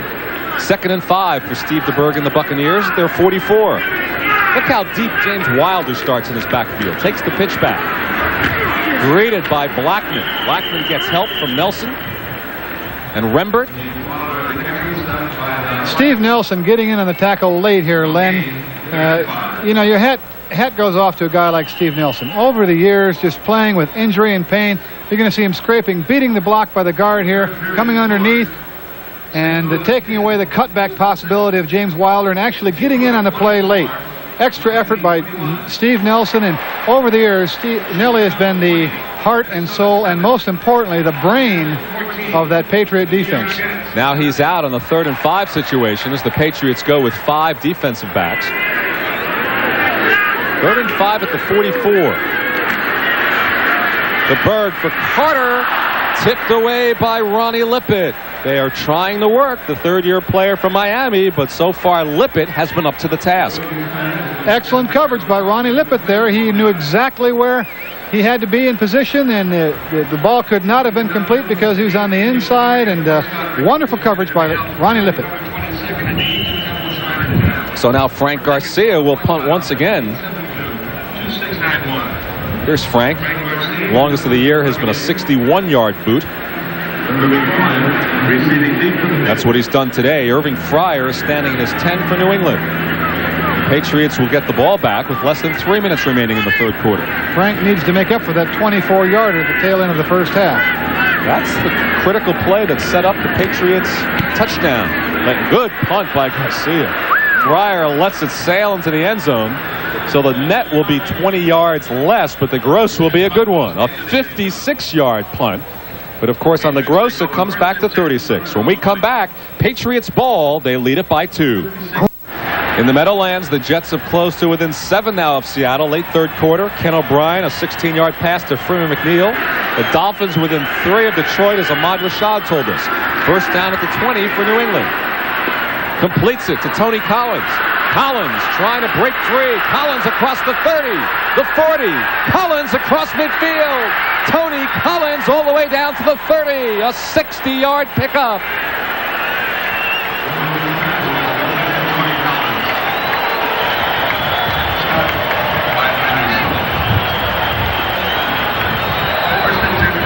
Talk about changing field position, losing all your field position. You're going to notice Irving Fryer, number 80, getting a block here on the left-hand side of your screen. We may have already, here it is, coming up right here. Boom! Now this block enables Tony Collins to turn a 15-yard play into a 50-yard play. One of the great qualities about these Patriot receivers, both Irving Fryer and Stanley Morgan, even though they're very talented receivers, they're also willing blockers. Big gainer by Collins. First down from the 31. Craig James lost it. Patriots have already lost 2 fumbles. They lead the league in that category. And James, you could see a sigh of relief. He fell on it himself. Let's take a look at why this ball came out, Len. Good pitch. He's got possession of it here. Just turning up. Ross Browner strips him. Ross's brother Keith. I'm sorry, Ross Browner. You know, I've got Notre Dame in mind. Keith is from USC, and I try to phase that out. There are 5 Browners. Joey's in Minnesota. Ross in Cincinnati. 2nd and 10 for 31.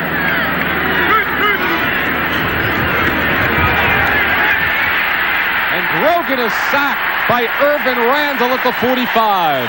You see big John Hanna standing there disgustedly with his hands on his hips. That's because John Hanna's man got that sack. The linebacker came in. John Hanna saw him coming in. I'll tell you what, I'm not sure that John Hanna is over his calf injury. Here you see him. He's got the block, but he doesn't sustain it. Irvin Randall, the rookie linebacker, going through the all-pro John Hanna, almost like he wasn't even there, getting a sack. That hurts. Now you got 3rd and 21. John Hanna's got to be very upset with himself for that play. Backed up to the 44. Officially the 3rd sack of Grogan this afternoon. He will operate from the shotgun, a 3rd and 23. You're wondering which highlight you will definitely see on the late news tonight. This is it, the play of the game. Then you don't like to use the word great. It's overused in our industry, but this truly is a great catch. Outstretched fingertips. 1st and goal at the 8. Craig James, who has thrown for 1, runs for 1. You see him being embraced there by his running mate, Tony Collins. Collins threw a fine block for his buddy, Craig James. And a little despair there by Keith Browner. The Buccaneers are getting worn down, Len. Browner gets up slowly after watching Craig James scamper 8 yards. There's Browner in a grasp, and James gets across the goal line. Craig James throwing for a touchdown, running for a touchdown. And now Tony Franklin, who has not missed an extra point in his 2-year Patriots career, can give New England a 9-point advantage.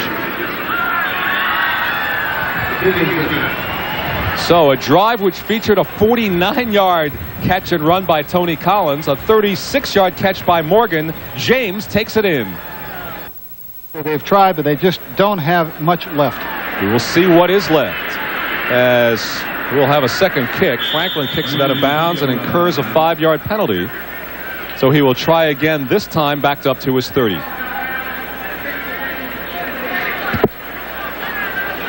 The Patriots historically have not done well on natural grass. Of course, all their home games are on artificial turf, and so a combination of road games and grass has given them just a .326 percentage over 10 years. That compared to a winning percentage of 63%, I believe, on artificial turf. But that can be a misleading figure. One of the reasons they're only .326 on artificial turf is they've played a lot of those games in the Miami Orange Bowl, and that's not an easy place for a visiting team to win.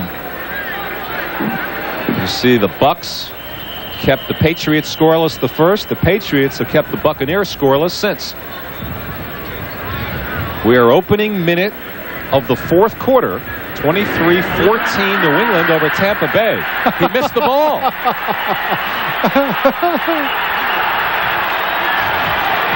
His shoe is missing. I think his shoe must have got stuck in the mud and caused him to miss the ball. Bucs are claiming he hit the ball, and that's why it went off the tee, and it should be a recovery. They're going to let him kick it again. That's what you call a whiff. I wonder what Larry Kubin was saying to Tony Franklin there.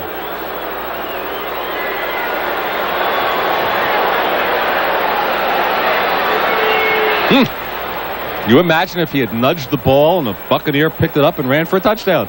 That's right. That reminds me of my golf game. Hopefully that would occur on the first hole. Right. Well, 2 strikes.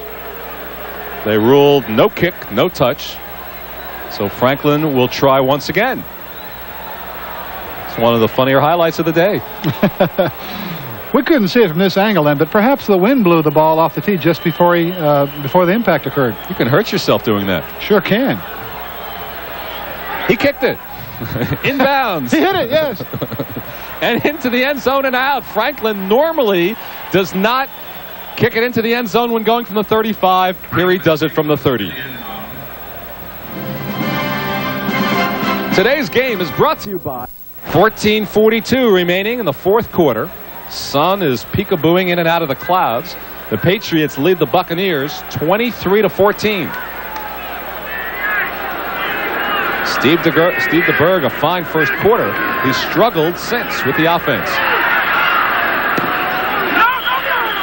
That one's ruled no good for Kevin House. Everything is going against Tampa Bay, and you may have noticed Steve Nelson get a hand on DeBerg as he went flying by.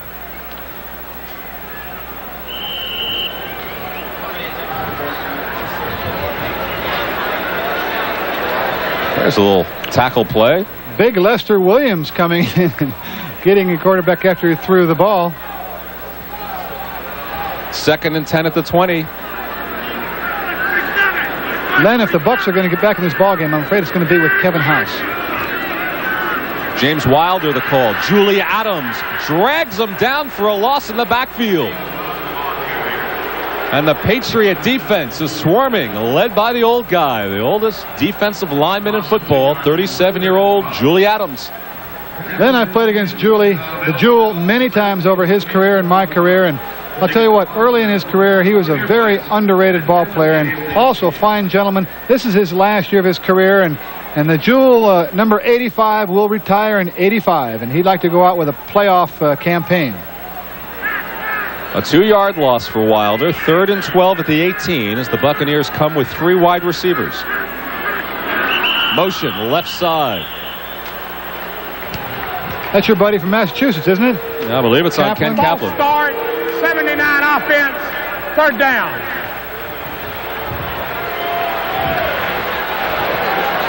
That's Ken Kaplan incurring the penalty. Watching the left side of your screen, number 79 in orange here, moving just a little bit early. Again, because of an injury to George Yarno, it's a makeshift offensive line for the Buccaneers. 3rd and 17 from the 13. They need the Patriots 30.5 for a first down. This is dangerous territory. Remember the Super Bowl on this field? Theismann throwing down at this end, and Jack Squirick, the linebacker, took it in for a touchdown. Super Bowl 18. DeBerg throwing from near his end zone.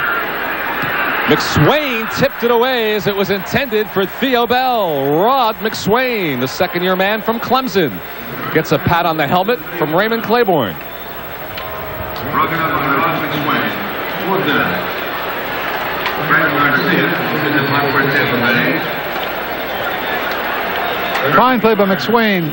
Len, the momentum is just stacking up here against the Bucs now, and they're punting from their own 13-yard line. They're punting into a win. The Patriots should get the ball back, perhaps even in Tampa Bay territory. Patriots defense has allowed one long drive early in the game, and that's it. The second touchdown was the result of a turnover. The Patriots defense has come to the fore this afternoon. Short kick. Patriots in great shape as it bounces near the 40. And the Patriots will get first down at the Buccaneer 40 after just a 27-yard punt by Frank Garcia. The crowd unhappy once again, as well they might be. The Patriots, with a 9-point lead, will be in business once again thanks to this short punt from Frank Garcia. We'll be back to Tampa in just a minute. The Jets 14-7 in the fourth, and Detroit now leads Miami by 10 in the fourth quarter. Things are looking good for the Patriots. First down at the Tampa Bay 40. The pitch back to Tony Collins. James in front. Collins hurdles and out of bounds on the far side, short of a first down. Len, you can bet your boots that the Patriots are well aware that the Jets and the Dolphins are both losing. It's a very enjoyable time right on the sideline now on the Patriot bench. They started out in the hole. They're coming down. They know they haven't played well on the road. They haven't played well on grass. They've had an inconsistent first half of the season. They've come back. They fought their way out of the hole. They've now got control of this ball game. And as a boost, you've got both of your competitors losing. Very exciting time for the Patriots right now. Second and inches. Will they go for all of it or just a part of it? They keep it simple. But James turns it into a good gainer inside the 20. Ivory Sully on the tackle.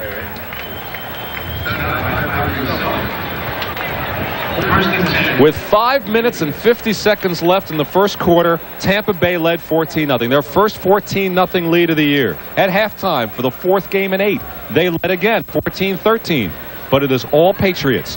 It's 23-14 New England, and they want more. First down at the Tampa Bay 18.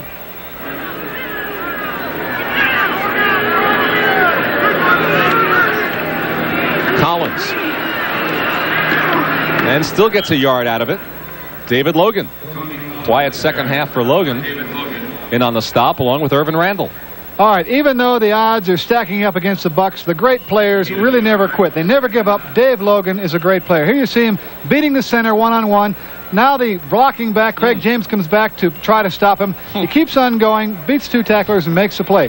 That's why Dave Logan, many people call Dave Logan the best nose tackle in the game today. He took on 3 Patriots in one play. There's Tony Collins for 55 yards. Again, no Patriot this year has rushed for 100 yards in a game. Craig James had 94 last week. Second and 9 at the 17. Finds Lynn Dawson short of a first down. Finally wrestled down by Larry Kubin. Now you think the life of a nose tackle is fun, Lynn. Here you got, watch Dave Logan here, trying to beat the center. He did it. Now there's John Hanna waiting for him. Now he's bouncing him back to Morris. Boom, boom, boom. You know, it's discouraging because you're double-teamed and sometimes triple-teamed. Even if you are good enough and fortunate enough to beat your center, you're only going to be running into more trouble when those guards are standing around waiting for you to come through the center. 3rd and 3 for New England at the Tampa Bay 11. That's what the linebackers look at. Grogan throwing in the end zone. Derek Ramsey could not hold on. The defensive play by David Greenwood, who's down on both knees. There's David. So Tony Franklin will come on for New England to try to increase the Patriots' lead to 12 points. Len, I think that ball could have been caught. It would have been a difficult catch. It was thrown over his shoulder a little bit, but I thought that he might catch a ball. Taking a look at this pass here, you're going to see John Hanna. There was a safety blitz, 44. Ivory Sully blitzed there, but John Hanna picked him up. There's the catch. That ball should have been caught. I think it bounced off his left ear pad. 28-yard field goal attempt, Tony Franklin, and he missed it. Franklin had made them from 35, 49, and 50, but he shanks a 28-yard attempt, and the Buccaneers continue to trail it by 9. So we'll be back, 11 minutes remaining, the Patriots on top. 11 minutes remain. The Patriots lead Tampa Bay 23-14. The Buccaneers trying to put something together. First down at their 20. Bell in motion. Berg fires and completes a tough pass to Giles, short of a first down with Nelson covering. Tippett has a few words. Giles thought Andre Tippett was hitting him a little bit unnecessary. Steve Nelson here, the linebacker we've talked quite a lot about today on pass coverage. His responsibility is Jimmy Giles. There you're going to see him covering Giles. He does a good job of holding him up right here. DeBerg has to hesitate, a little grab, a little jersey there. That's not quite legal. Nelson almost breaks up the play, but a fine catch, and I think that was unnecessary. I think Giles had a right to be upset with Andre Tippett on that play. Well, it was an 8-yard gain. That'll be tough for a linebacker when you see a tight end at 240 yards flying out at you. This is 2nd and 8 at the 28 for Tampa Bay. Wilder, flag down. First down if the flag is against New England. Might have been Jimmy Giles on motion. Roland James and Ronnie Lippett, defensive backs for the Patriots. And this play is coming back.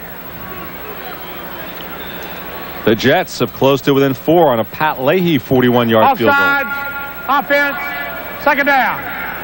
So instead of 2nd and 2 and instead of a first down, it'll be 2nd and 7. Denver still continues to lead Kansas City rather handily.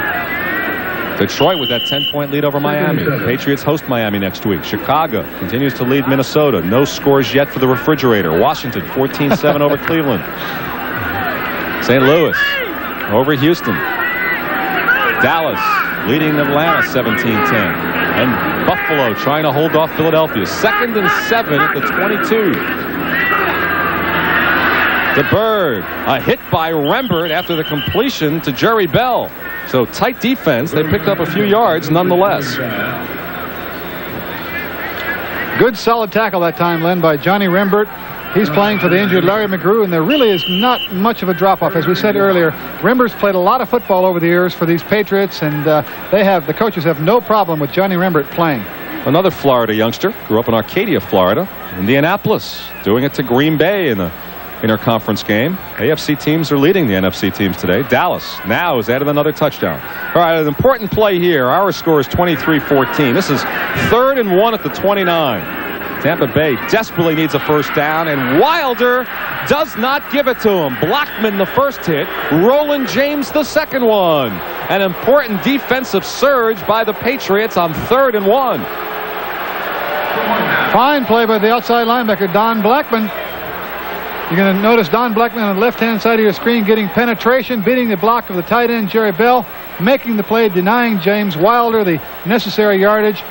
And I'll tell you, Lynn, when Don Blackman is healthy, along with Andre Tippett, that's as fine a pair as outside linebackers as there is in the game today. That's high praise. Garcia will punt once again. This time he is not in his end zone. But Irving Fryer, again at his 30, will have some running room for New England. They have time. The 30-second clock is still only at 10. A bad snap, hit the ground. Short kick. Fryer elects to watch it as it rolls dead at the Patriots' 36.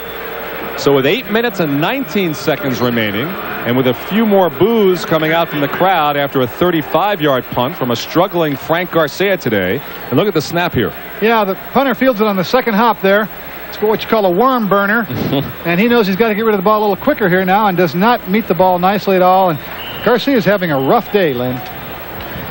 Next week, many of you will see the sold-out game in Foxborough, Miami, New England. Also Cleveland, Pittsburgh, Cincinnati, Buffalo, Kansas City, Houston. Those are our early games next week. First down for New England, they're 36. Straight ahead. Craig James, flag down. Cecil Johnson on the tackle. Holding against New England. And late games next week on NFL 85. Raiders Seattle looks like a good one. Denver, San Diego. Jets in Indianapolis. The Colts look good today. Well, full slate of games. Holding, 75 offense, first down. Guy Morris again, the substitute center for Pete Brock. So this sets up a 1st and 20 for New England back at their 26. And as we noted earlier, Morris did get several starts last year for Brock. Brock undergoing the arthroscopic knee surgery this week on 2 knees. The first report said he'd only be out 2 or 3 weeks, and then Raymond Berry came back and said that's slightly optimistic. Inside of 8 minutes remaining now. Patriots lead Tampa Bay 23-14.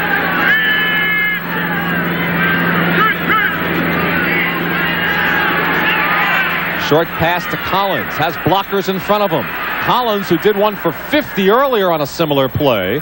This one picks up about 14 yards out to the 40, well short of a first down. Ivory Sully, David Greenwood collapsing on Collins. Glenn, I like the call. It's first down and a lot of yardage to go. A screen pass in this instance is a good call. Watching John Haniger, the left guard, faking the pass protection, delaying 1,000, 2,000, 3,000 go. And now a lot of times, even though he doesn't get his block here, you'll see him miss the block. He still is such an imposing hulk out there that the poor little skinny defensive backs kind of shudder and are unable to make the play. So good yardage in spite of the fact that John didn't get his block there. 2nd and 6 at the 41. Collins scrambles forward after stop. Still short of a first down. He has logged 108 yards receiving today, Tony Collins. 6 receptions. Big one, that 50-yarder. That was a very important play, Len. It got the Patriots out of a deep hole and gave them good field position, which they've maintained throughout the remainder of the second half. So now 3rd and 5, an obvious throwing down, so the Tampa Bay defense counters with 5 defensive backs. And Grogan, in turn, counters with a shotgun offense. Here they come. Curry nails Grogan. The pass is complete anyway. All the way down to the 20 to Fryer. And there's no way Grogan saw it was complete. He was clotheslined by Craig Curry. Still got it out to Fryer for a 39-yard gain. That's exciting, Len. You hit it on the head. He did not have any idea this pass was completed. It took a lot of courage, but that's his middle name. He knows he's going to pay the price. You get the safety blitz with Ivory Sully, number 44, coming in there. Ooh, boom, that has to hurt. He's going to feel that one tomorrow, but in the meantime, he'll get a little bit of a savor out of this. Fine throw and catch. Irving Fryer with outstanding speed, just running down the field, running. What Grogan did so well, there was loft the ball, which enabled the man with tremendous speed, Irving Fryer, to run under the ball. 1st and 10 at the 23. Craig James across the 20, 15.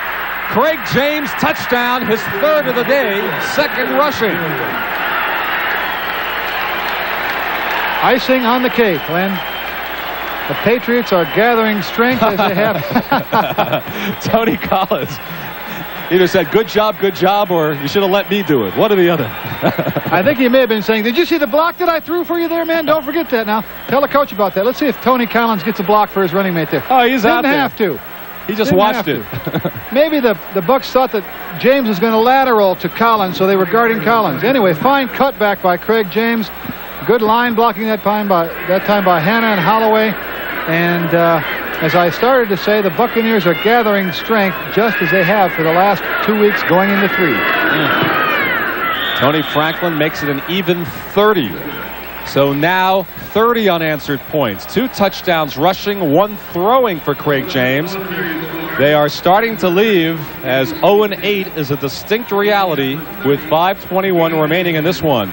For Craig James so far, 96 yards rushing. He bids to become the first Patriot this year to rush for 100. He may make it. Len, I think I know what Tony Collins was telling Craig James there, shaking his head.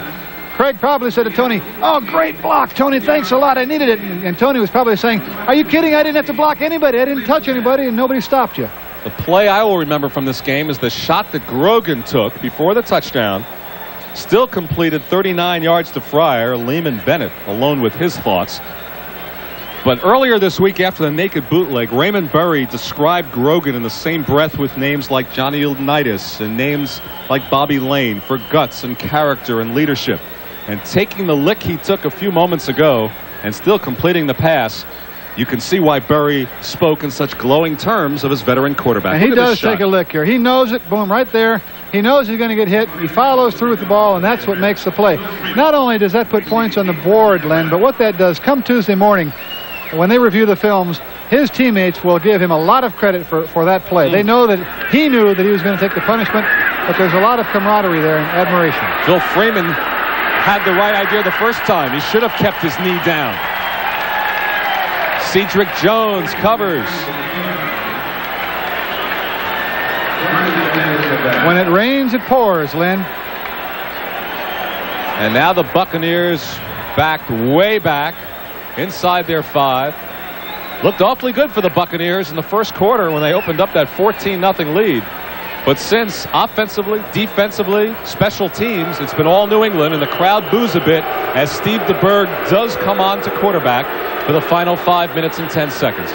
You know, Len, talking about the courage that Grogan exhibited today, and particularly in that pass, knowing that he was going to get punished, that inspires his teammates. As I said, in the film session come Tuesday morning, they're all going to take their hats off to Grogan. He's been their leader over the years. They know his courage, and his experience is going to help them in their drive for the playoffs. And Steve Young will have to wait another week to quarterback. Ron Springs the handoff in place of Wilder, and you have to wonder, the Patriots are optimistically thinking that Tony Eason might be ready within a week or so. When he is ready, there's no way you can take out a Steve Grogan, although Berry says he'll make the decision when the time comes. Well, I think that's what a diplomatic head coach would say, that he'll make the decision when the time comes. In my opinion, you're looking at the starting quarterback of the Patriots for the next few games, barring injuries. Inside of 5 minutes now, as we show you a few more scores. Look, Houston's taking the lead over St. Louis. It's a big AFC day against the NFC. Here and in St. Louis, and in the Green Bay-Indianapolis game as well. DeBerg for Giles, broken up by Marion. And he's turned in a sparkling game. Marion helped out by Roland James. He sure has, Len. Fred Marion's played a fine ball game today. A couple of key deflections and one big interception that saved the touchdown and turned the ball over. And perhaps Fred Marion's excited about playing in the state that he played his collegiate ball. So this will be a 3rd and call it 7 from the 5-yard line for Tampa Bay with 4.5 minutes remaining in this apparent Patriots victory, which would be their 3rd straight win. 30-14 New England. And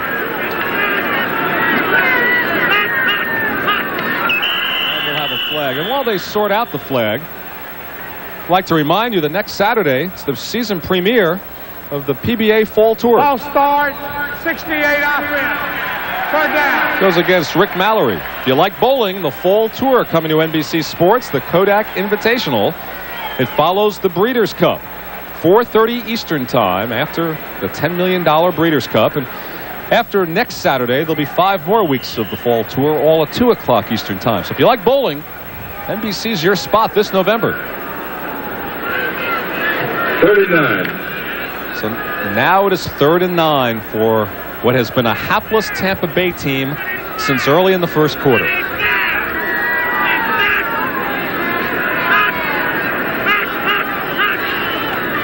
DeBerg, sacked, 2 points. Don Blackman, his 2nd safety of the year. And now it's 32 unanswered points.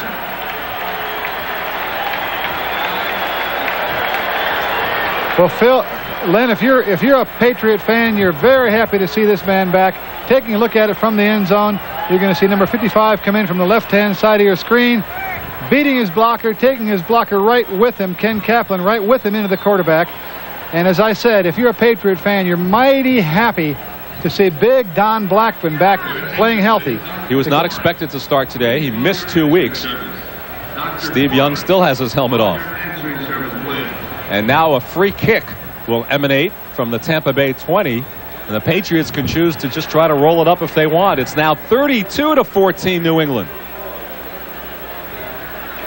You know, as soon as the Patriots had that crucial victory against the Jets last Sunday, the Patriots and their coaches started talking immediately. Let's not get overconfident. It's an important game with Tampa Bay. It's a game we've lost over the years. We usually beat the teams we're supposed to lose to and vice versa. And hasn't worked out. It's worked all New England this afternoon, 32-14.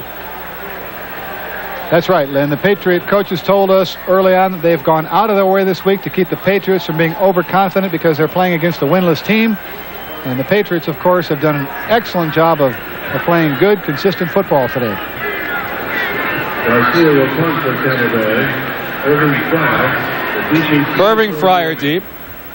Garcia will punt it away. 4:24 remaining in the fourth quarter. And what else is new?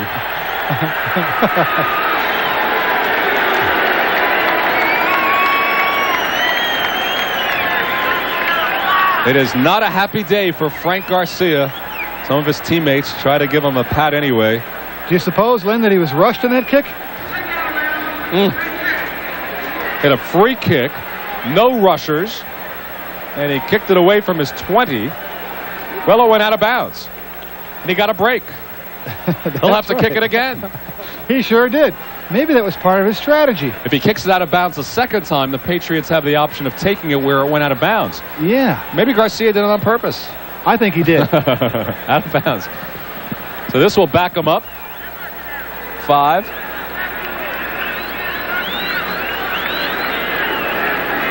He's got to back up, yeah.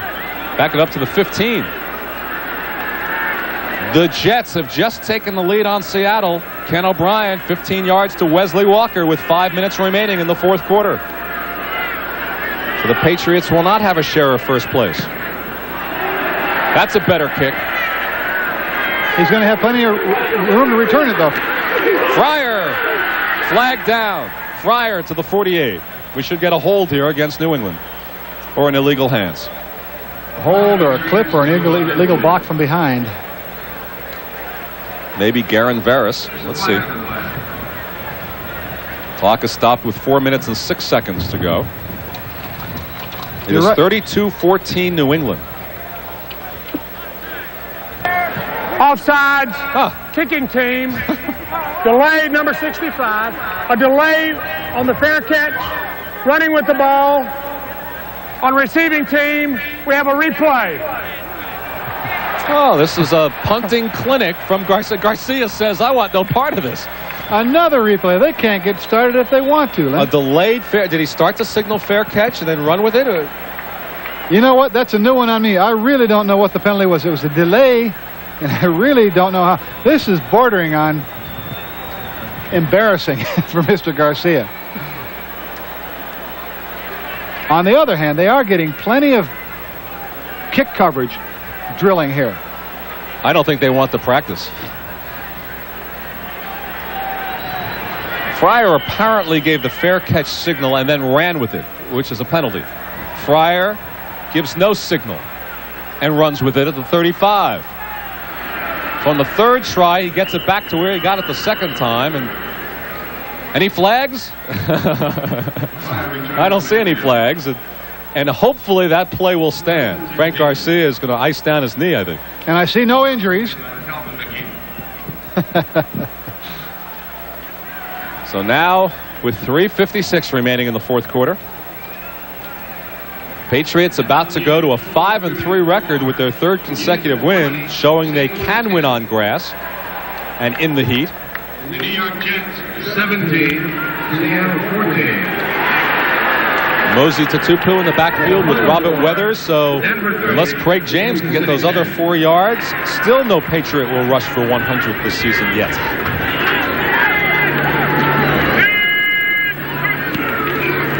Pitch back to Weathers. Stays in bounds. Clock continues to run. Pick up a 4 to the 46. 3:45 remaining and counting. Cecil Johnson on the tackle. I wonder if they know on the sideline that Craig James is as close as he is to 100 yards. Those fans certainly don't really care. Lynn, do you suppose those fans are heading to the beach? I think the weather is good enough for it, and it's about the best thing that can happen to them today, huh? That's where the Cincinnati Reds train, right next door at Al Lopez Field. The Senor Al Lopez. 2nd and 6 at the 46. Tutupu close to a first down at the 40.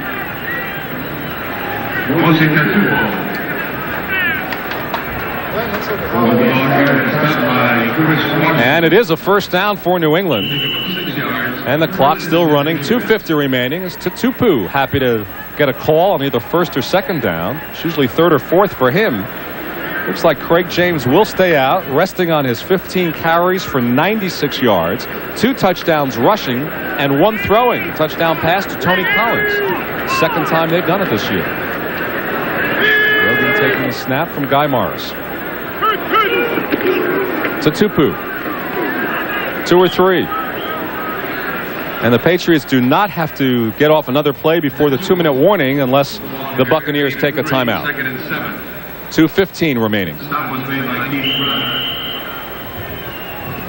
And that'll be the case. We will wind down to the 2-minute warning with the Patriots leading the Buccaneers 32-14.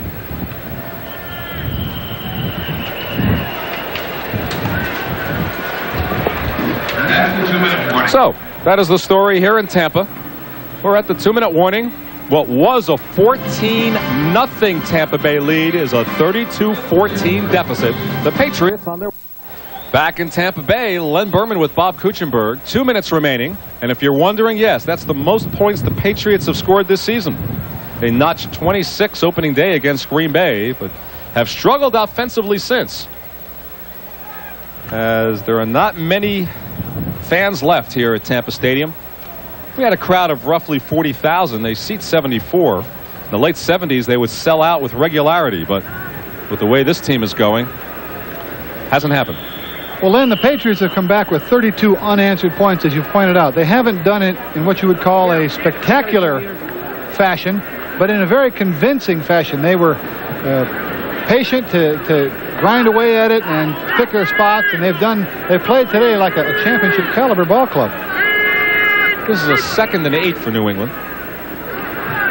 Weathers runs into a crowd, gets inside the 35, and he's stacked up short, which will set up a 3rd and 5. And more importantly, the clock continues to run with just 1:45 remaining, and Tampa Bay has no thoughts of stopping it.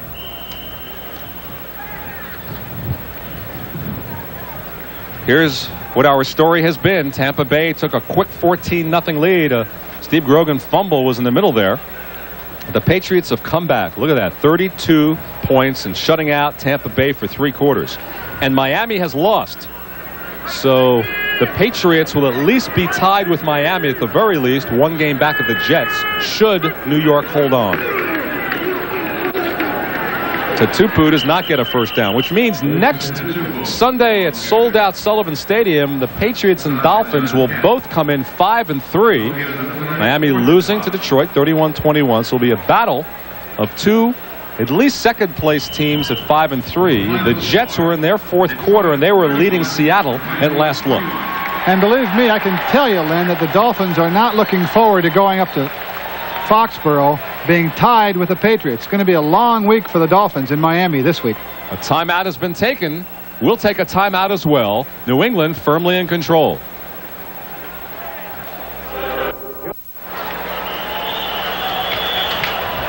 Are we back? Back in Tampa, the Patriots ran off a quick 4th down play, did not make the first down. And with 19 seconds remaining in the game, Tampa Bay will come back on the field.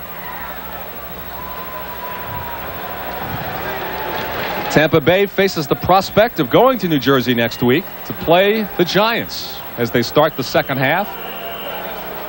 And they will be 0-8, continuing as the only winless team in the NFL. Lehman Bennett may be asking himself, why did John McKay retire and choose me? Len, I can tell you what's going through the minds of the Dolphins right now. They've lost up in Detroit. They've struggled the last couple of weeks, and once again they find themselves in the familiar, all too familiar situation of having to go up to Foxborough to play a Patriot team that's been playing well and dominating people and is tied with the Dolphins. And a fine grab over on the far side made by Kevin House. 10 seconds remaining. The Bucs don't stop the clock and half-heartedly run up to the line of scrimmage.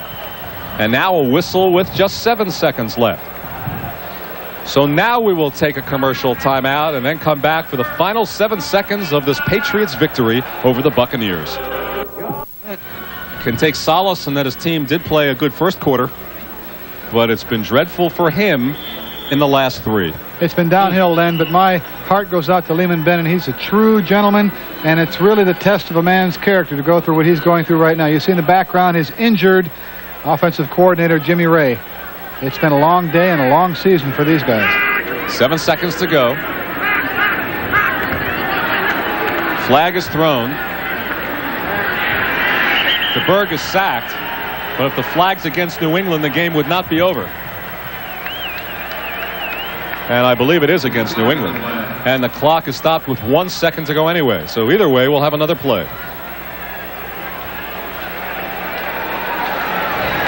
Offsides defense, illegal motion, offense, replay, first down.